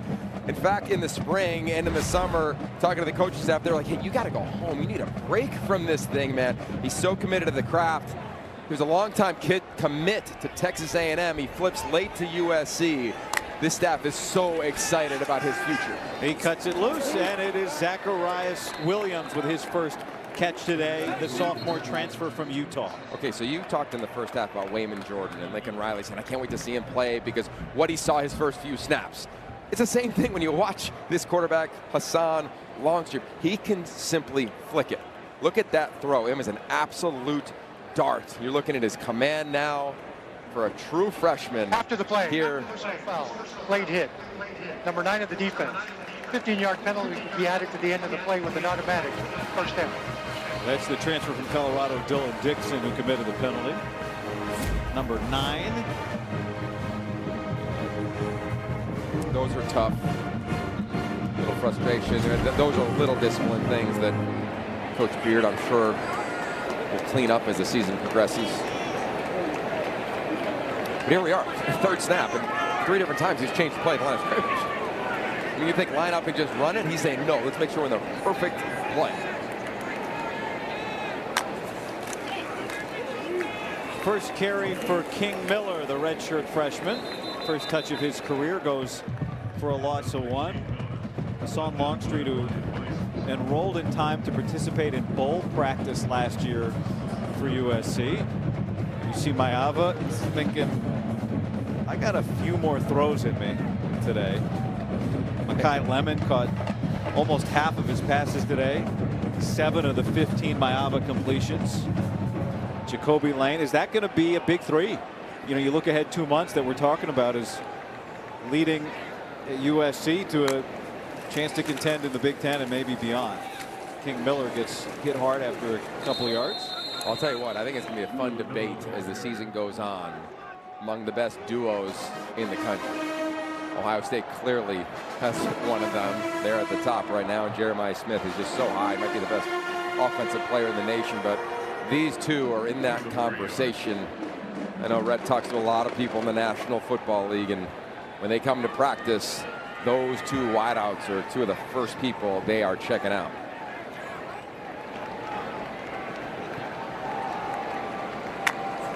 Third down for Longstreet. Thought about it. Now he'll make a break. Fighting his way, and he's got the first down. A, impressive. B, freshman. Right? I mean, part of that is like, hey, man, just get out of bounds. But he says, nope, I know the situation. I love how he takes it to the sideline and tries to split the defenders and delivers a little bit of a blow, and off goes the helmet of J.J. O'Neal, the captain of Missouri State. Longstreet's just like, I've been practicing, Yogi, since December. Let me get hit. Well, in addition, just to remind folks, when you grow up in LA, to play quarterback at USC is a huge deal. His first time here at the Collie, you can sense he knows that. With time, and he was looking out towards the numbers, and a flag comes in. Carson Tabaracci, the tight end, the intended receiver, a couple of flags. Yeah, and that was late for Longstreet. He had him early, hung onto the ball a little too long. See what the penalty is. Pass interference for 14 of the defense. 15-yard penalty with an automatic first down. Take a listen to the sound here. On Longstreet as he gets going, of the collision of him delivering the physicality as he goes to the sideline.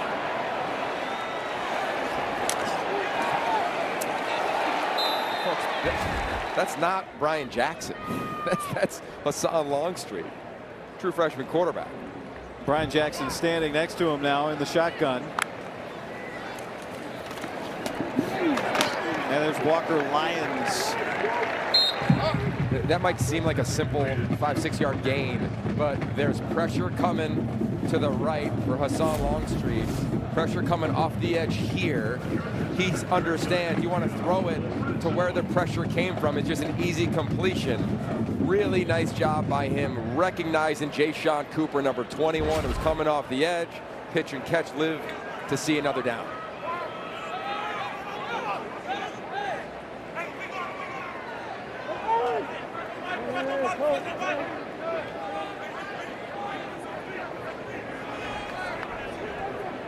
Double move up top.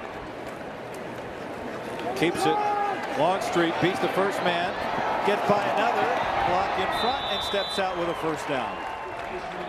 Yeah, I think what's pretty cool is when you are on the far hash, down in the red zone, as far away as possible from Lincoln Riley, who's signaling in the plays, and you're a true freshman, not only do you get an audible about 12 seconds on the play clock, You don't snap it till about 4, and you make sure that you're in a positive play. Nice job reading the edge against DJ Westlock. Again, the transfer from Missouri and Oregon State, a defensive end.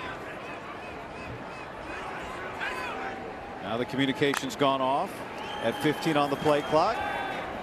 Oh, Longstreet thought about throwing it and instead takes it himself. The first Trojan touchdown of his young career.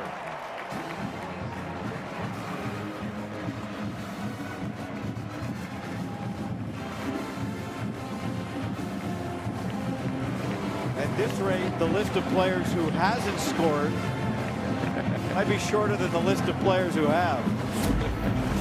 You tell a quarterback always to steal a pump. Watch this as Hassan Longstreet sprints to his right. See him just kind of fake it, steal a pump, does a nice job. Thomas Anderson in the corner, jumps outside of the tight end, and you're not going to stop one of the most athletic young quarterbacks in America. 7 different players have scored a touchdown for USC today. Several different players. How about all different players are having a great time on that sideline celebrating? Lincoln Riley's pretty fired up about this team's execution.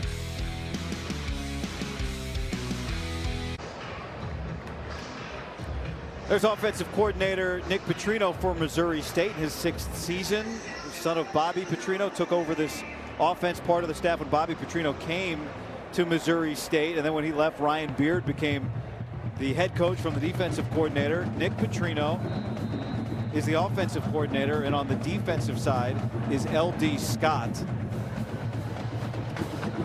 Ryan Beard is married to Bobby's son Katie, or daughter Katie, and L.D. Scott is married to Bobby's other daughter Kelsey. So you've got young Nick Petrino coaching with his 2 brother-in-laws. Let's go down to red. Safe to say play calling is in the family DNA here. In fact, Jacob Clark, the Missouri State quarterback, told us that he thinks that Nick Petrino was installing Bobby's plays when Nick was playing in high school.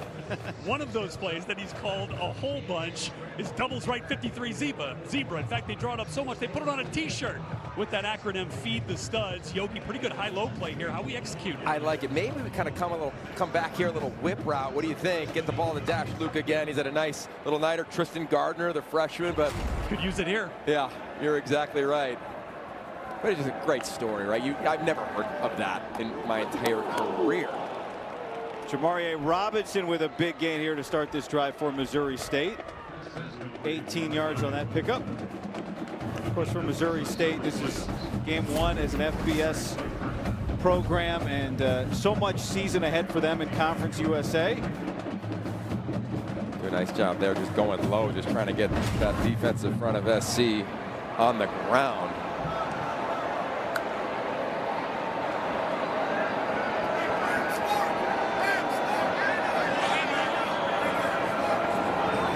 He checks, SC checks. And he throws it to the receiver screen. And it's a pickup for Tristan Gardner, who has the only touchdown today for Missouri State. Is Jacob Clark okay? A tough day. Yeah, but he hasn't flinched. You know, he talked to us earlier this week saying, hey, I've been in big environments before, not intimidated by it, but I'll tell you what, people have been in his face. They've hit him many times tonight, but his acumen to the line of scrimmage, it's impressive. He's getting them in and out of different protections all game. Really enjoyed talking to him and defensive back J.J. O'Neal this week. We mentioned it. This is his 7th year of college football. He's had a couple medical setbacks here on 2nd down against a 3-man rush. He gets thrown to the ground by Jade Abasiri. Jade Abasiri, he's an absolute specimen. We saw him after practice and it was like, whoa, Coach Lynn, does anybody look better than him with his pads off? And he goes, yeah, you're right. And he's finally starting to put it together. This is a guy who did not have any bad habits, but he didn't have necessarily the habits that allow you to be an elite defensive lineman until this year. 4th sack of the day for USC. He was a wrestler growing up. He's got great hands. That was a good shot of them right there on that play in the backfield in Abasiri. Clark. Long throw, 3rd down, incomplete. And it's now 4th down. It's tough when, you know, on the previous down, they're rushing 3, they're dropping 8 guy. There's nowhere really to go, and 3 down linemen get home. They get to the quarterback, Jacob Clark. Tough right there again, nothing really doing. And I think for Ryan Beard, look, they knew what they were walking into tonight. They knew the talent of USC. They had to hit a couple shots early. They had some chances. There's some positive things that'll come off the tape in this game, but you had to play relatively flawless. Haven't created a turnover, haven't had many explosive plays. Zacharias Williams back deep, hoping for the first punt return of his career. He'll catch it out at the 27-yard line. The defensive line has gotten after the quarterback today for USC to the tune of those 4 sacks. Jade Abasiri, 6'5", 295. Good luck.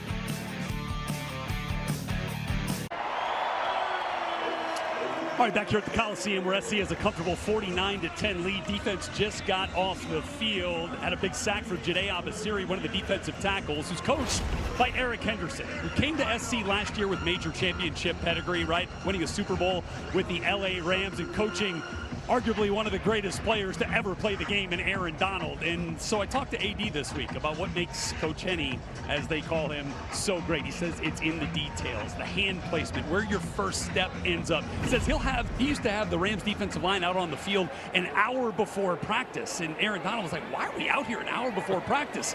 Well, they'd go back and watch the tape and they'd see some of those details show up and they were like, oh, that's why we were on the field an hour before practice. AD said Coach Henny brought out the best in his game, which is pretty high praise. Hassan Longstreet, that ball comes out. It's loose. USC recovers it. There's a scramble for it afterwards, and Missouri State is the one that comes away with it. Whoa! How did DJ Westlock grab that? Yeah, it felt like Aaron Dunn, number 70 for USC, the freshman lineman, was the one who recovered that. We'll have to see. Is the arm coming? Is the hand coming forward here, Yogi, with the ball? Yeah, you got to control. No, I don't think so from that. Granted, that was full speed. Oh, and he takes it from the other freshman, Elijah Vicona. And he didn't have control of it. Wow. Take another look at it here. You got 2 SC linemen all over it, and they don't ever cradle the ball. And they don't control. So to me, that is the right call, and you're right on the throw. The ruling of a fumble recovered by the defense is being reviewed. My first look at, because you're right, they're going to check, was the ball and the hand going forward of Hassan Longstreet? To me, no. So ball on the ground, fumble. That's the first part. Here's a slow motion. Yeah, off the face mask of the defender. Mitchell Toney. Yeah, there you go. And then you got 2 linemen falling on it. I wonder what Dean has to say about this one. Dean Blandino, across town. What do you see, Dean? So a couple things. Is it a fumble? And it is. You can see the ball is knocked loose before the hand came forward. And then it's the recovery, which is reviewable. Initially, I thought, okay, 79 SC has it. They're going to keep it, but he never actually controlled the football. It's almost loose sitting there. He's on top of it, but a great heads-up play by the defender to reach in there and get control of the football and ultimately possess it. So to me, this is a fumble and a recovery for Missouri State. That's a new one. Laying on the ball is not possession, right? I don't know that we've seen that one before. Thank you, Dean. That's a great explanation from our rules analyst. How about just the effort from DJ Westlock? The ruling of a fumble recovered by the defense is upheld. First down. All right, so there you go. I don't know that. I don't know. I've seen that one before. Laying on the ball like that and then having it ripped away. And a great job by Westlock to continue through the action. And this will be the first time USC doesn't drive for a score today. Well, look, every team in America does turnover circuits. There's going to be a new one, I have a feeling, at SC on Tuesday at practice with the offensive line falling on fumbles. Well, fumbles, it's always one of those things that looks easier than it is. Wow, that was blown up. Jamal Jarrett, the Georgia transfer, 6'5", 360. Now let's take another look back at the fumble. Yeah, right off of Mitchell Tony's helmet. Yeah, Hassan Longstreet had no feel for him as he beat the edge on the other side of the offensive line. Lessons learned by the young QB and the freshman offensive tackles.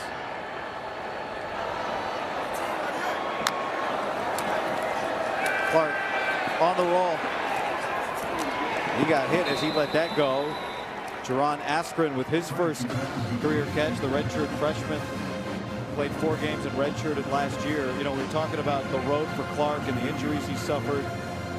He told us, you know, after the setback at Minnesota physical in 2021, he thought about walking away. I'll just go coach. Maybe my playing career is done.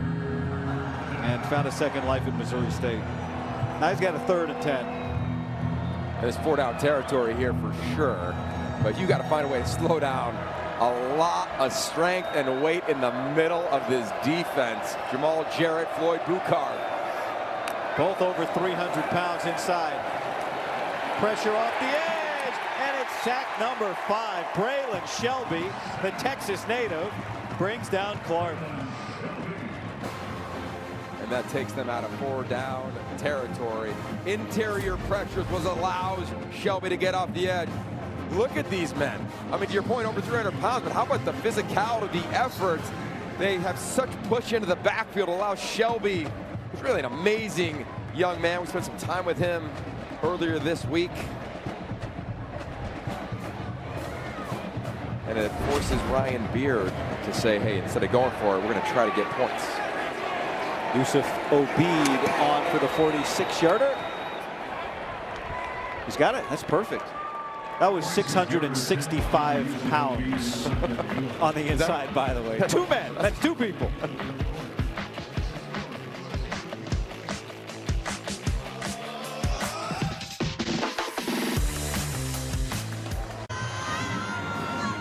After the field goal, Missouri State with 13 on the board. SC's got 49. Big Ten Plus gives you more access to more live Big Ten games, more stories, and more highlights 24/7. And Friday, you can see the USC women's volleyball team in action against UCSB.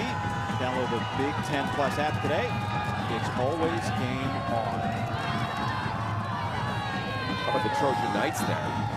Fired up. They're the ones with their shirts off. They sit right there. They get here early. They are keepers of the victory, which is often at an undisclosed location. Only they know it. Yeah, only they know it. It's a pretty cool group. We ran into a couple of them earlier this week who manned that part of the stadium. I think it's great. They sleep outside of Tommy Trojan during UCLA week, and the football players bring them food. I mean, there's so much in football that you could celebrate, right? I mean, there's so many great elements, that being one of them. There's no probably better place in the country. That game's November 29th, UCLA SC. No better place in the country to guard a statue in late November than in LA. Yeah, you're right on that.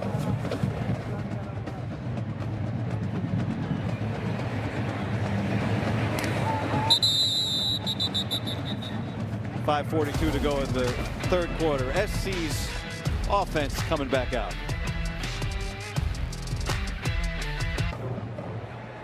Take a look at By the Numbers, sponsored by Gatorade. Touchdowns on the first 6 drives.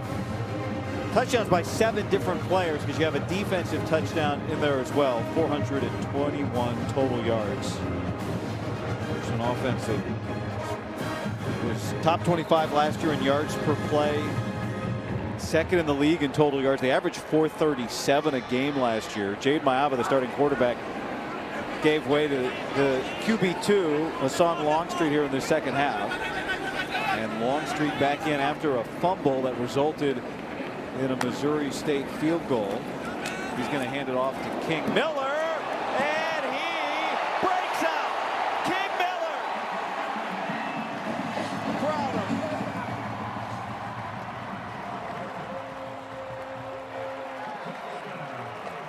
75 yards.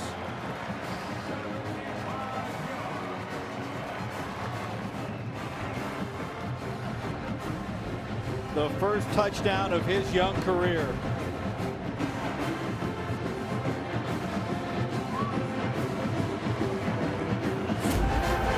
How about this offensive line and the movements as this run begins. You got two pullers. Micah Benuelos, 59, starts the party. Aaron Dunn is a part of that. And away this young back goes. You'll see him pull from their left to the right. And it's like he shot out of a cannon. Woo! See you later. Here's another guy, Lincoln Riley, said, I can't wait to watch him play. His twin brother, Kalen, on the offensive line. Lincoln Riley told us he's had the highest yards per carry in practice. This is pretty fun, man. Keep an eye on 70. Aaron Dunn, he helps out. And look at that run, right down the middle of the defense. There's Dunn, number 70. Nice work by him. That's just a gaping hole in this offensive unit of the run game for Lincoln Riley. When they're pulling offensive linemen, it makes it such a challenge to defend. Yeah, guys, Lincoln also said that King Miller is good for an explosive play a day. That's what it had been in practice all during fall camp, and I guess we count today as part of that trend. But also count Miller as one of these backs, by the way, which are having a phenomenal day right now, that benefit from the tutelage of running backs coach Anthony Jones, who approaches his teaching with these running backs as if they are quarterbacks, teaching them the offense at that level so they understand the why. And Coach Jones mentioned that came from when he was at Memphis coaching Tony Pollard, now in the NFL as a running back for the Titans, because Tony needed more knowledge, was a sponge, wanted everything. So it had to change the way that Coach Jones taught the game. Lincoln Riley saying that teaching the running backs that way has been really beneficial because when they see something unexpected, they adapt faster and better. A touchback from Missouri State. Time now to take you back to Chicago. Dave Revson with a studio update. Dave? Yeah, Guy, Kirk Ferentz has tied Woody Hayes. 205 wins, the most in Big Ten history. Mark Gronowski, the touchdown run here. Ferentz could pass Woody next week in Ames against rival Iowa State. And that would be sweet. That is very cool. You think about all the new quarterbacks in this league, and Maeva, not new to the league, played 4 games last year, but new as the primary starter for USC. Gronowski at Iowa, Tim Lester's offense, something everybody's excited to see. And that'll be a fun one next week against Iowa State, of course, started their year in Dublin. Let's take a look at this touchdown one more time. You can see it from a lot of different views. There's Aaron Dunn. As the play goes on, he's going to have a nice little kick-out block. And he's just going to hang out. He could hear the crowd. And he looks up at the big screen, the Jumbotron, to see the touchdown.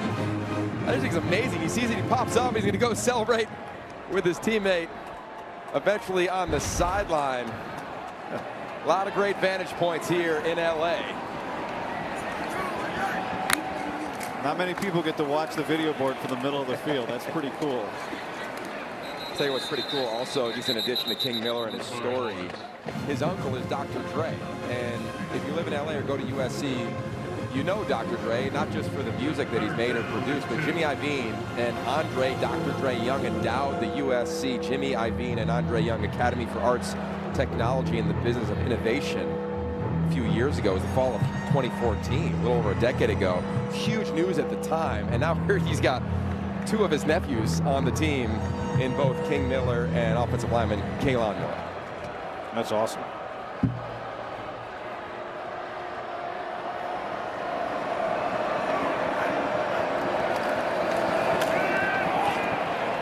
Tough catch made by Hayden Hagler, the tight end. That'll bring up less than a yard to go, 4th and very short. I'll tell you, a guy who I think has had a big impact on this game. Offense staying out there. Yeah, here we go, 4th down. Going for it, I like the call. But it's Anthony Lucas, number 6. Again, not great. He's not going to show up in the stat sheet. He hasn't since he's been at SC, but he has made an impact in the pocket. He looks stronger, looks more athletic, and here on a 4th down, I would run away from number 6, another big man in the middle, Jamal Jarrett.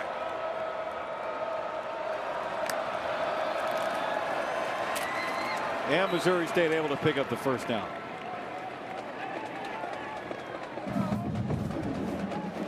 USC's going to get Georgia Southern here next week. Georgia Southern is playing Fresno State week 1. They're going to stay in California. Clay Helton.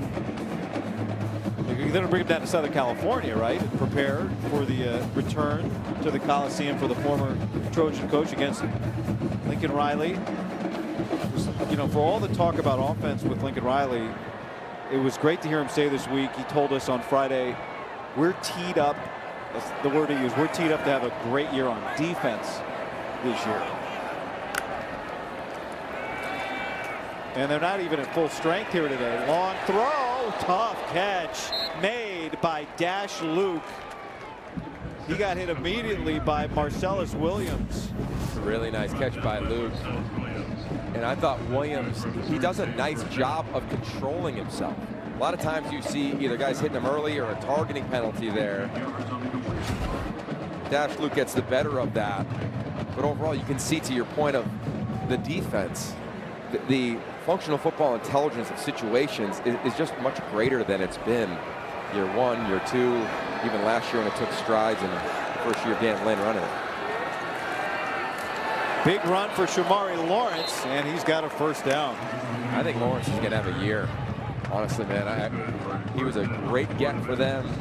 FIU, South Dakota transfer out of the pistol here, which is so hard to defend. He starts to the left of the quarterback, but then cuts back, and then he shows his athleticism as he leaps over Williams for the first down. And then look, this one got out of hand early in terms of he had to abandon the run game to a certain degree, Guy. But as Missouri State continues on in their season, keep an eye on Conference USA for number 2 to have a big year.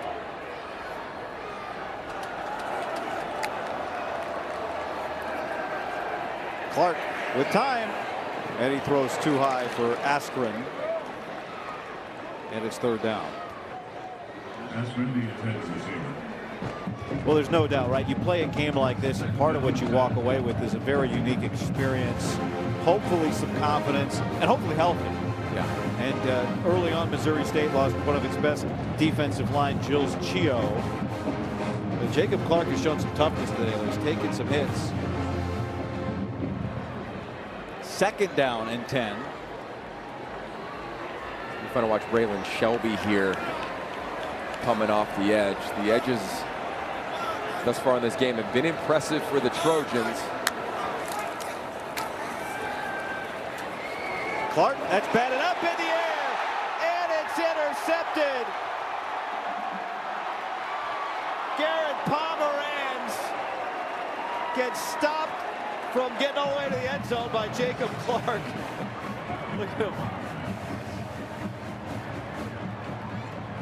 Pomeranz, the redshirt junior, almost had another for this defense. But what a great catch. What a great play. Well, how about Kevin Longstreet, the brother of Hassan? He's the one who jumps up and bats the ball. Then Pomeranz, he grabs, he should have just trusted his instinct and gone left. I wonder if the official impacted him to go right. And then, to your point, nice job of Jacob Clark preventing the pick 6. But Longstreet, great hands, the transfer out of Louisville and A&M. And then Pomeranz, oh, he cuts left. He's got a blocker, guy. He's got a blocker. Oh, and they are going to be celebrating that and also coaching that one up. That could have been another 6 for the Trojans. That was cool, though. Yeah. Well, it just, when SC is really good, it comes in waves. And it's been a minute since it's come in waves outside of the skill positions. And you're seeing, to your point on Lincoln Riley, pretty impressive. This team came in here all business today, Yogi, and it's turned into a party. Hassan Longstreet back in. Flag down. Brian Jackson for a couple. But I know the Trojans got your attention today when they came into this building. They walked down the steps. Illegal formation. More than 4 players in the back. Offense. 5-yard penalty, still first down. Look, I've always felt, and you know this guy from being around SC a lot, in LA, there's an internal reality and an external reality, and oftentimes they clash. Externally, it's you're the man, you're at SC, and part of being at SC the last couple of years has been what you wore, what your fit was on game day. And I like that idea. That's cool. But it felt like it became so individualized to a certain degree. And this team is trying to unify, trying to connect. And the decision from Lincoln Riley and company say, no, we're just going to wear the same thing. And I know that it's simple and it's subtle, but it's another example of a team just coming together. Prince Strawn with another big play. And now he's slow to rise. Rhett? Man, Yogi, you were saying how Hassan Longstreet can just flick it, and when it looks that way, it's different. I'm standing behind him by about 20 yards, and boy, you just see that whip of his arm. He didn't even come out perfectly, but got to the receiver, Strawn, with some pace. Yeah, we saw him at the Elite 11 this summer. You knew he could flick it here at the end of the third, and I got a feeling he's exciting a lot of people in USC, past, present. It'll eventually be the future here at the Trojans as well.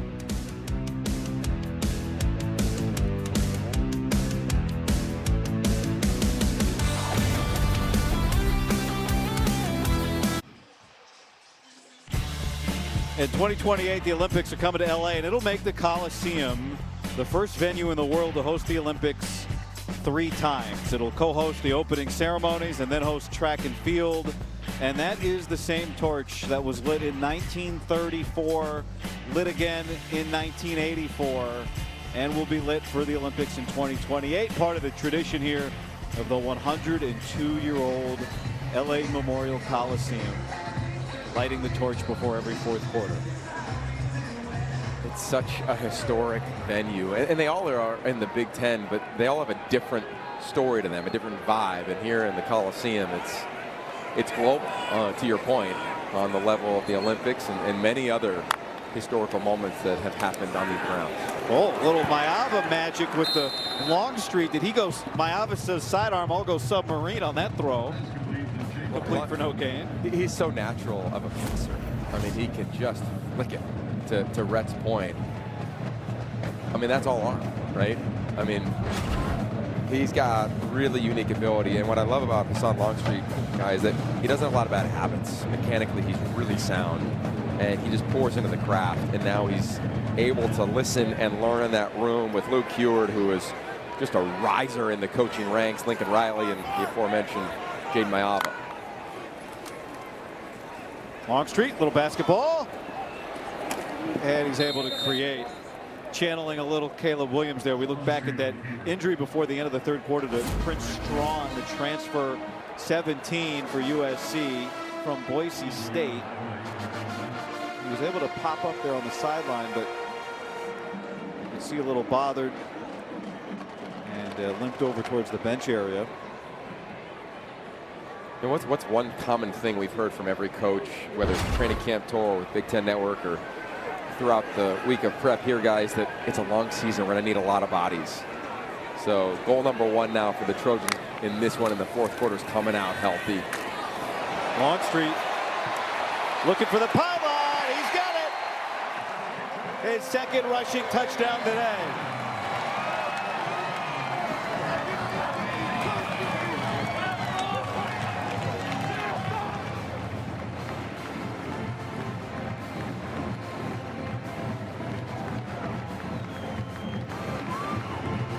The first Trojan to score twice today. Well, you said a little basketball, right? How about a little lead block, or maybe we'll call it an assist right in front of your living room? King Miller leads the way in the athleticism. Longstreet does a nice job. Another assist from DJ Jordan. Everybody getting involved. Active day for Ryan Sayuri. First, Jaden Maava pumping everybody up. QB2, Hassan Longstreet having a great debut.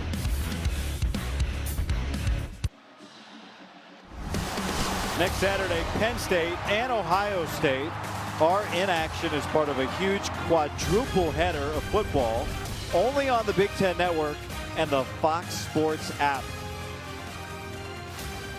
You see what's going on there? It's from morning till deep into the night. Can't wait. We're going to get out to State College, see Penn State and Drew Aller. They took care of business. veteran-laden team, kind of following that script of Michigan and Ohio State. Guys coming back with a purpose and some swag, as you see the swag dance on the sideline for the Trojans as well. Jade Mayava leading the way. But you know what's cool is that you see the sideline, everybody's doing it. Right? I go back to the no individuals. Like, I just think that this team has turned the corner, guy. As a culture, as a program. Here come the facilities. Whoa, you heard that one. Fired up on special teams. Is that USC coverage unit? Some notable debuts, so to speak. Julian Sainz played, but this is his debut as the starter. Dante Moore, Fernando Mendoza, the transfer from Cal, and Nico Amaliava later tonight. Yeah, I'll tell you what, Julian saying the accuracy, the discernment was so impressive on such a huge stage. Dante Moore, I'm telling you, guy, his arm talent is special. I'd argue it's as good as there is in this league. In all of college football, he put on a efficient and impressive display. Looking forward to them against OK State next week. Night is done for Jacob Clark. The starting quarterback gives way to Cole Forbacher. USC says they've got the football, and it looks like they do.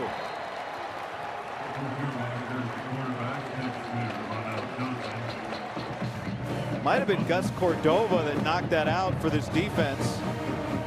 And Isaiah Rubin came away with it. Recovered by the defense, first and 10. The ball's a little loose. A lot of guys around it. Yep, it's actually the freshman. It's Matai Tagoayi born in Las Vegas, went to St. Clemente.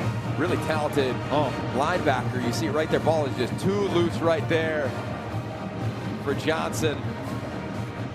But look, 1, 2, 3, 4, 5, 6 Trojans around the ball. Like, those are the little things. Nobody is sitting on the sideline. Everybody's standing up. The celebration, there's the recovery. Nice job from Rubin, the safety. It just feels different, and it should. Look, last year, again, reset, foundational year on the program. New defensive staff. Adjusted the recruiting style. Much more at a high school. Here comes Chad Bowden this year. What they've done in recruiting with him as the GM. The facility is coming. Like, you can just feel the Trojans coming. DJ.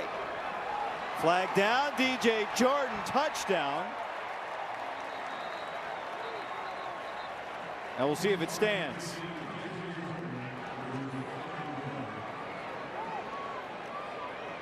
I have a feeling there's going to be a hold on the left side there. Holding for 10 of the offense. 10-yard penalty from the spot of the foul. Still first down. It's on Corey Sims, the only Missouri native on this USC team. True freshman getting his first action. Keep an eye on him. Quick little end around.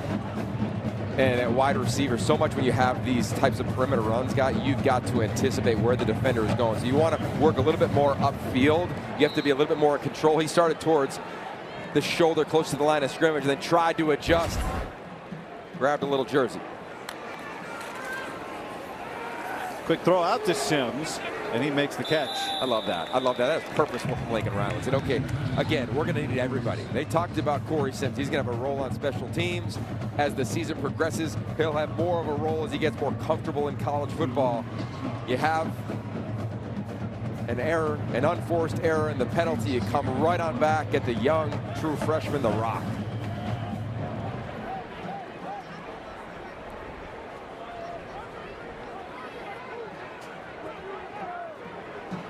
Watching Longstreet flick this ball around, I can only think about what the pre-practice quarterback competitions must be like. He's pointing.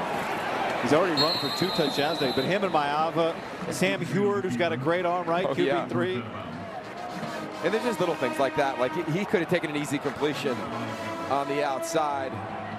Decided to hold on to it as sophomore receiver, and Zacharias Williams is wide open. But it's just those little things that only game experience can get you. These reps are invaluable for the backup QB, because if you're a QB for Lincoln Riley, you're going to be pretty valuable at a lot of places based on his past success. And everybody calls you just by your first name, too. Yeah, you ain't lying. Baker and Kyler and Caleb. part of winning a Heisman. King Miller. So can Maava? The helmet of number 14 came out during play. You must go out. You went down. So can Maava develop into, you know, you don't want to use the H word, although you can't not when you're USC's quarterback. I mean, it was how we started the show here, right? You sign at SC, you're a household name. Hassan Longstreet in college football is a household name. You start, and you are a Heisman candidate. You see it, Carson, Liner. Again, guys that just go by one name, Caleb, right? Like, that's just what it is here at USC. And I think the biggest challenge, and we talked to him about it in training camp, is when you win a job mid-year, you don't ever feel the off-season of expectations. He had to feel the whole off-season, and Lincoln Riley told us yesterday they would meet time and time again and talk about how to navigate those things. And all he has done is pour into his teammates. 33-yarders, good. Versus making it about himself. And I think that's just the way to go at the most individualized position in all of sports.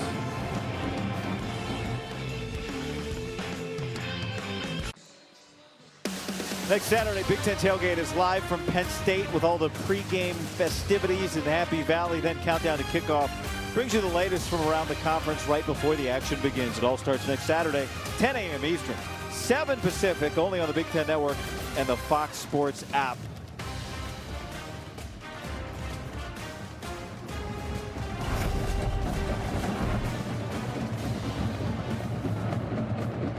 A dominant USC night so far. The Missouri State Bears won the toss, took the ball, scored 3, and USC's barely stopped scoring since. Of course, the game that captivated everybody from wake up today was number 3, number 1. Ohio State beats Texas, 7th all-time win against the AP number 1 team, including Bulls, and the 6th straight win against AP top 5 teams. That is crazy, tying the longest streak in Big Ten history. I mean, you said captured from wake up. How about from the end of the season? Yeah. You knew it was on the schedule after that game that they had in the semifinals. I'm just going to give a game ball to Matt Patricia.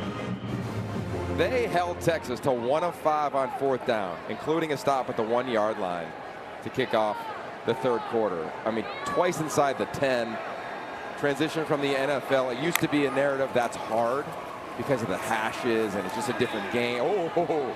For Barker, throws that's 100% a flag. I'm sorry. Offensive line way too far down the field.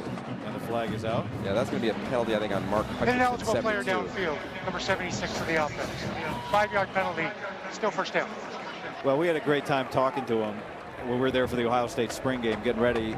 And, you know, he wasn't focused on this game, even though it was hard for us not to be thinking about it. And I know you had your, you know, everyone's locked in on that game, but for you, as somebody who used to, you know, grind over the play sheets with Steve Sarkisian here at USC, and then having the relationships you have at Ohio State now, that was a fun one. Yeah, it really was.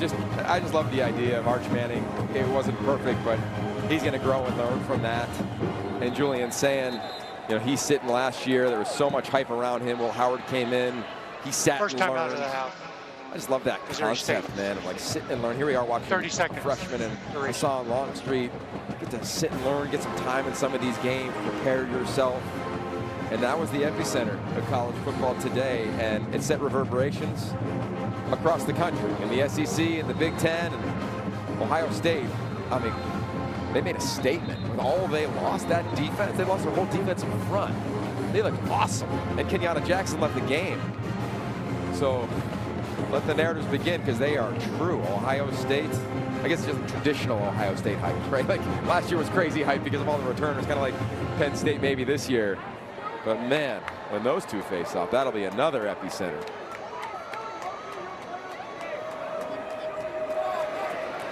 What did Urban Meyer say today? Good news, you won the national championship. Bad news, you won the national championship. Yeah. Nothing changes. Vorbacher keeps his feet. They gets knocked out of bounds. Well, and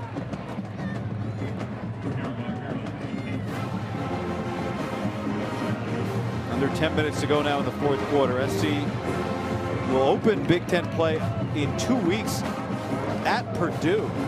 And Purdue, game 1 for Barry Odom today, looked really good. Remember, Barry Odom Jaden Mayava, he turned that thing around at UNLV quick.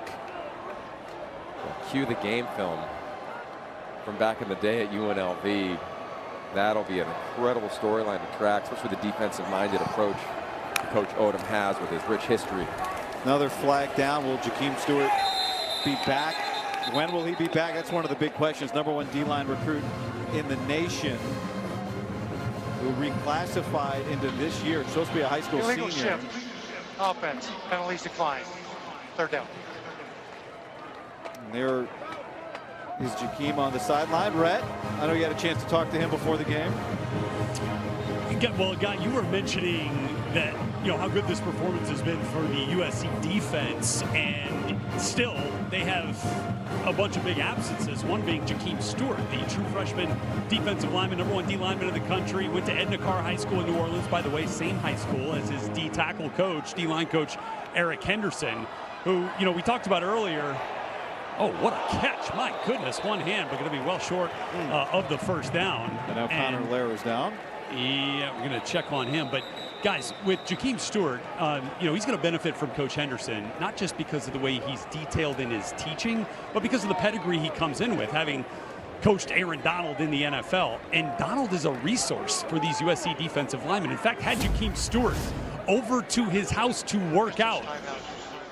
And those workouts are the thing of legend in the NFL, even after he's retired. Remember Jared Verse, the Rams' 1st-round pick, could barely hang on. But Jakeem Stewart showed up at Aaron Donald's house, and Aaron Donald told me Jakeem left crawling out the front door, but he finished the workout. And he told AD he would come back the next day, which Aaron said a lot of guys say they're coming back the next day. Not many actually do. Jakeem actually did show up the next day. And then Aaron said, I whooped his butt again, sent him home crawling out the front door, but he finished. So I asked Jakeem Stewart about that on the sideline earlier today, and he was like, yeah, I couldn't straighten my arms for a full week. But when Jared Verse told me that he had the same reaction to the workout, I felt a little bit better about it. Can you just imagine for a second? He's supposed to be a high school senior. He reclassified, still the #1 player on the defensive line in America in recruiting. But you're working out with legitimate, like all-time great defensive linemen.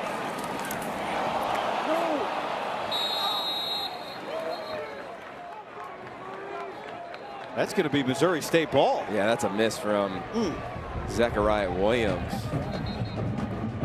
Zacharias Williams think it hit a teammate? It looked like it did from up here. Let's see. Yeah, Yogi, he was not going to chase after it, and then he thought it. But he had a chance to get it, and then a really nice play from #3. I think it's Khalil Anderson. A tackle in the hands of Williams. Kicking team at this spot. 1st and 10. Oh, USC. hold on a second. Did that hit Missouri State? And so if it hits Missouri State first, USC the return team gets a free pass at trying to recover the ball. And so it is USC ball because it hit Missouri State first. Once it hits the punting team, you can pick it up, you can commit a penalty, you can fumble it again, and it's still yours. That's a great shot by our crew there. From the angle of the returner, you're thinking, oh, this is a mistake on USC. Let's take a look at it again. Who does it hit? Here's the ball. Hits drop. Thomas Anderson in white on the shoulder. Yep. Wow. And then a heads-up play, really heads-up play from Williams. He might be saying, I know the rule. Yeah. And I get a freebie. Well, they work so much situational football here. Special teams, Ryan Doherty, they're really running that unit. Lincoln Riley giving them all the time to make sure they're prepared on the situations that may arise. Good job by the officials, too, in real time, getting that straightened out here as we tick under 8.5 minutes to go. But it's amazing, right? You mentioned it, and just going to go back to Rhett talking about Jakeem Stewart. It's always a long year. But now with the expanded playoff, it could be a really long year into 2026, right? It can be a long year through December. Winning this league it's a gauntlet in and of itself. You don't necessarily have to win it, of course, to go to the college football playoff or even finish second, but a long year really takes on new meaning in the playoff era.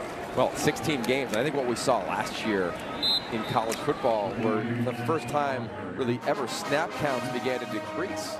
huddling began to increase. Remember when huddling was like, oh my God, we saw a team huddle. We haven't seen that forever. Under center, you're watching teams front load the idea of we got to stay healthy. We have to stay fresh. It's a long season.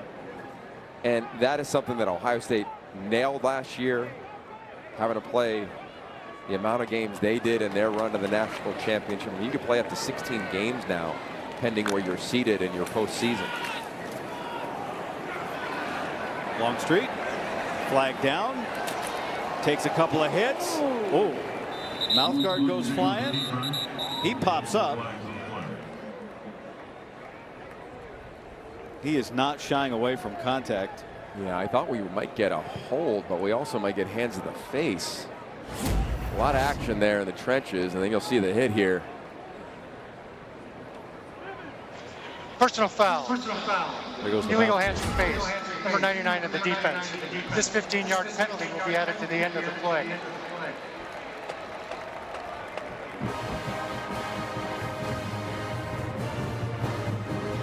Number 68 may remain in the game as his helmet came off as a result of the foul.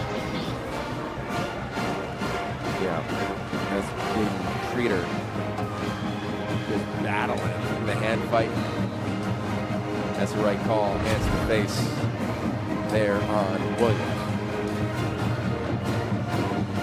Brian Beard's group will go to Marshall next week, and then their first home game will be against SMU in a couple. Longstreet gets it out quickly to Brian Jackson. Bring up second down and 10. You know, we talked to Coach Beard earlier this week, and he told us what he said to all of the media back on campus, which is there's going to be more eyeballs you could argue on us in this game than in the history of the program. And I think when you're looking at the score, of course, I get it, it's not anywhere near what Missouri State was hoping for. They were hoping for an upset here. But when you look at the health of this place since they arrived, I said when he got on campus, just as the defensive coordinator, guys weren't wearing gear. It wasn't necessarily a team that had connectivity, cohesion, trust, pride in everything they do. And now he's got this roster right, and they are taking a big leap up. I'm looking forward to tracking this team under his leadership. Zacharias Williams gets the first down. I thought it was really interesting to hear what he said. He said, look, we're at the FBS level now, but we understand bigger programs are going to be able, with NIL money, to come in and maybe take a player who's had a good year or two for us. We can't be afraid of that. We have to embrace the fact that our job is to develop guys and give them the reason to stay. And that's the way this thing works now. And if they go off, then we got to find another and develop again. I thought it was a really interesting insight from a guy going, we cannot be afraid of the realities of the level we just joined. So first down and 10 now for the Trojans, who can't pick up another first down. Knocking on 70's door.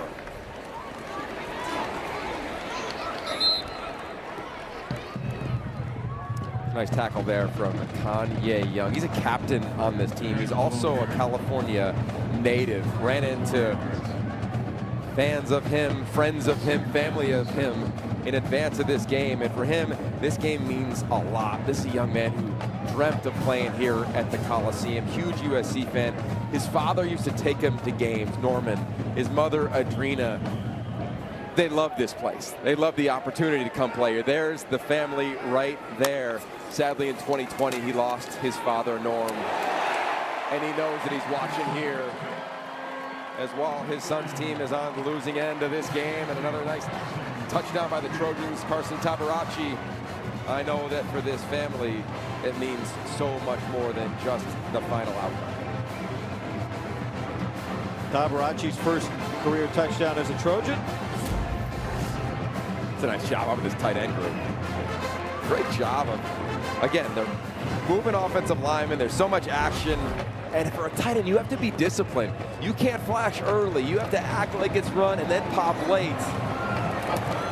I don't know who's going to get the game ball today, guys, but maybe that's the point. Maybe that's where USC is right now. Everybody's got one. No eyes, all connected. Everybody's getting the touchdown. Big night here at the College.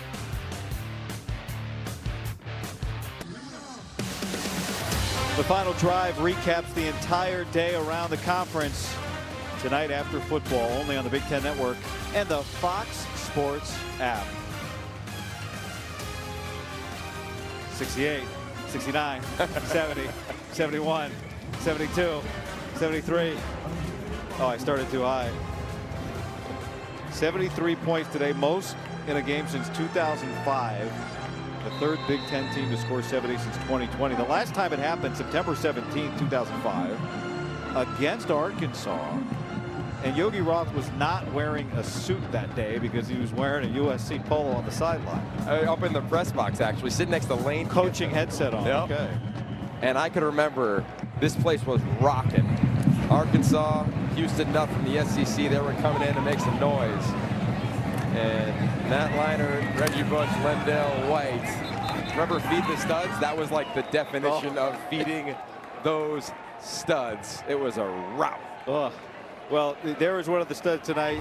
Jade Mayava, the studs of the future. USC will be inside of this beautiful building, the Bloom Football Performance Center, which is expected to open next summer.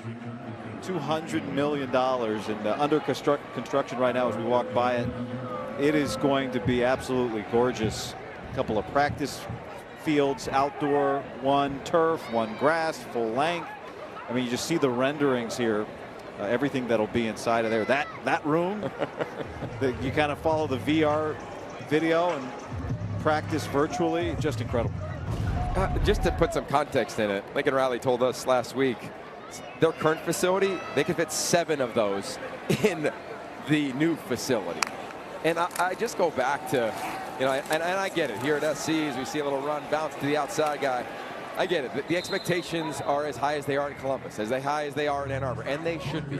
Totally understand that. But last year was a reset. It was a foundational year in year 3 under Lincoln Riley. Year 1 was lightning in a bottle. Year 2, they were trying to double down on that. Missed in the portal. He's referenced that. Last year, reset the defensive staff. Reset the culture. Reset the program.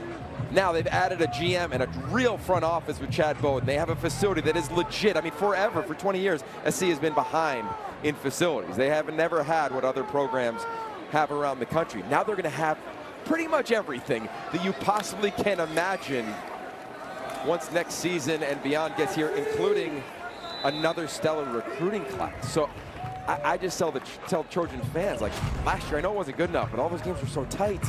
See some of the details of the Bloom Football Performance Center. This year, you can already tell, like, it's a cleaner operation. It's much more talent on the offense and defensive lines. If they can stay healthy, they'll have a chance to make real noise. And then next year, like, you just see the inertia coming here in Southern California.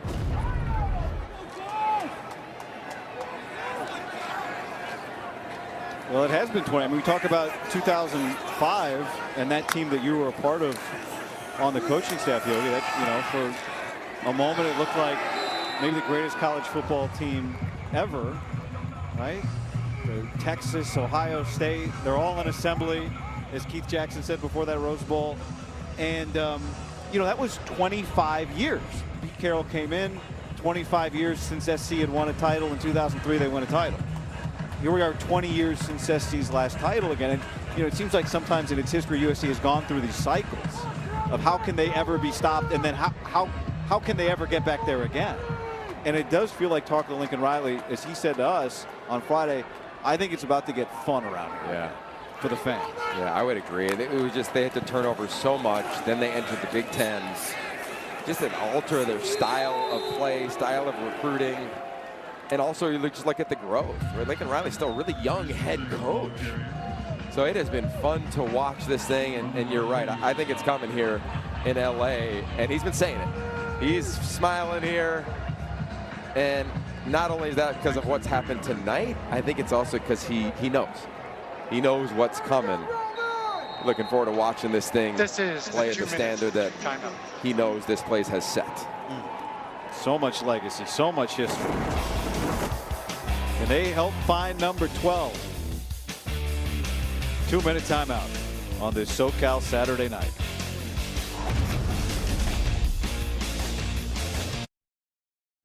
Dave Refson, Howard Griffith with you. USC, most points in a game, Howard, since 19 30. Basketball scores they're putting up right now. Fans got to be feeling pretty good about what's going on out there in SoCal right now. I don't care about the opponent. I just care about them going out and doing stuff like this. Yeah. Really need to gain that confidence. No doubt, lots to like. Jed Fish and the Huskies. Hello, Jed. Hoping to emulate that as he starts year number 2. Colorado State coming up. 23 minutes, guys. 73-13 as we hit the 2-minute timeout here in the fourth quarter. Tell you what's great about this part of the game for USC. You got a home game. It's gone through a month of training camp, and everybody's playing. Right. You know, you don't have many of these moments, especially in conference play. That ball broken up and still caught. A very active day for this USC defense. Nice job. Just look at the eyes of the defenders right there. Looking at the quarterback the whole time. That's Garrison Madden. You know, whether it's Garrison Madden, Braylon Shelby, these guys are also really impressive in the classroom. We had a chance to attend a class earlier this week at SC as well when we were here for practice. And so many of these guys are pouring in academically. Jeff Fellinger's class guy, one of the best classes on the USC campus, bringing in guests from all over the sporting world. Garrison Madden, Braylon Shelby telling us they're loving that part of their USC experience. Jade Mayav, a great day today. 2 quarters of football. Just about everything went right for him. Yeah, I think most importantly, it was his confidence in command. I mean, you could feel it from warm-ups. Went up to him and said, hey, good luck today. Goes, oh, yeah, we got it. And he did. Whether it was early on in the ball game, sitting in the pocket, delivering right there to Mackay, Lemon, understanding where blitzers are coming from with Lake McCree and a big explosive touchdown, utilizing his eyes and his legs in the zone read game. I mean, he just had complete mastery. And he showcased the growth from the 4 starts a year ago, an entire offseason as the guy. Did not feel tight at all. Felt completely in control. Veteran captain that he is. Tell you what, he was 15 of 18 and ain't a drop. Right? Most in a half by an SC quarterback since Keaton Slovis.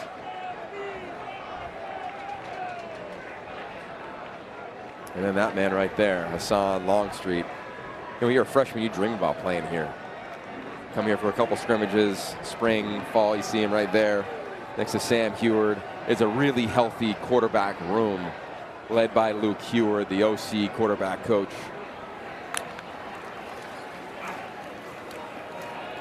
Vorbacher taking this one to the sideline. These USC defenders, man, they play all the way to that sideline. Yeah, and what my favorite part, and again, this is like a little thing, no one's sitting down.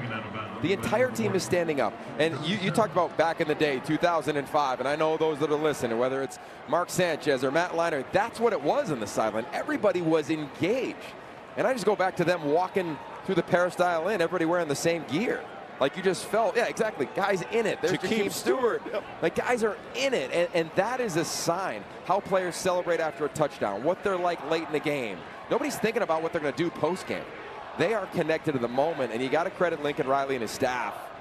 Again, it's reset a year ago, and that's why I think this thing is turning the corner. I don't know if they'll be ranked, because who knows what the AP voters may think after this blowout win. But they are one of the top 25 teams in America, folks. Make no mistake about it. Still ahead. Huge day continues. Washington takes on Colorado State under the lights right here on the Big Ten Network and the Fox Sports app.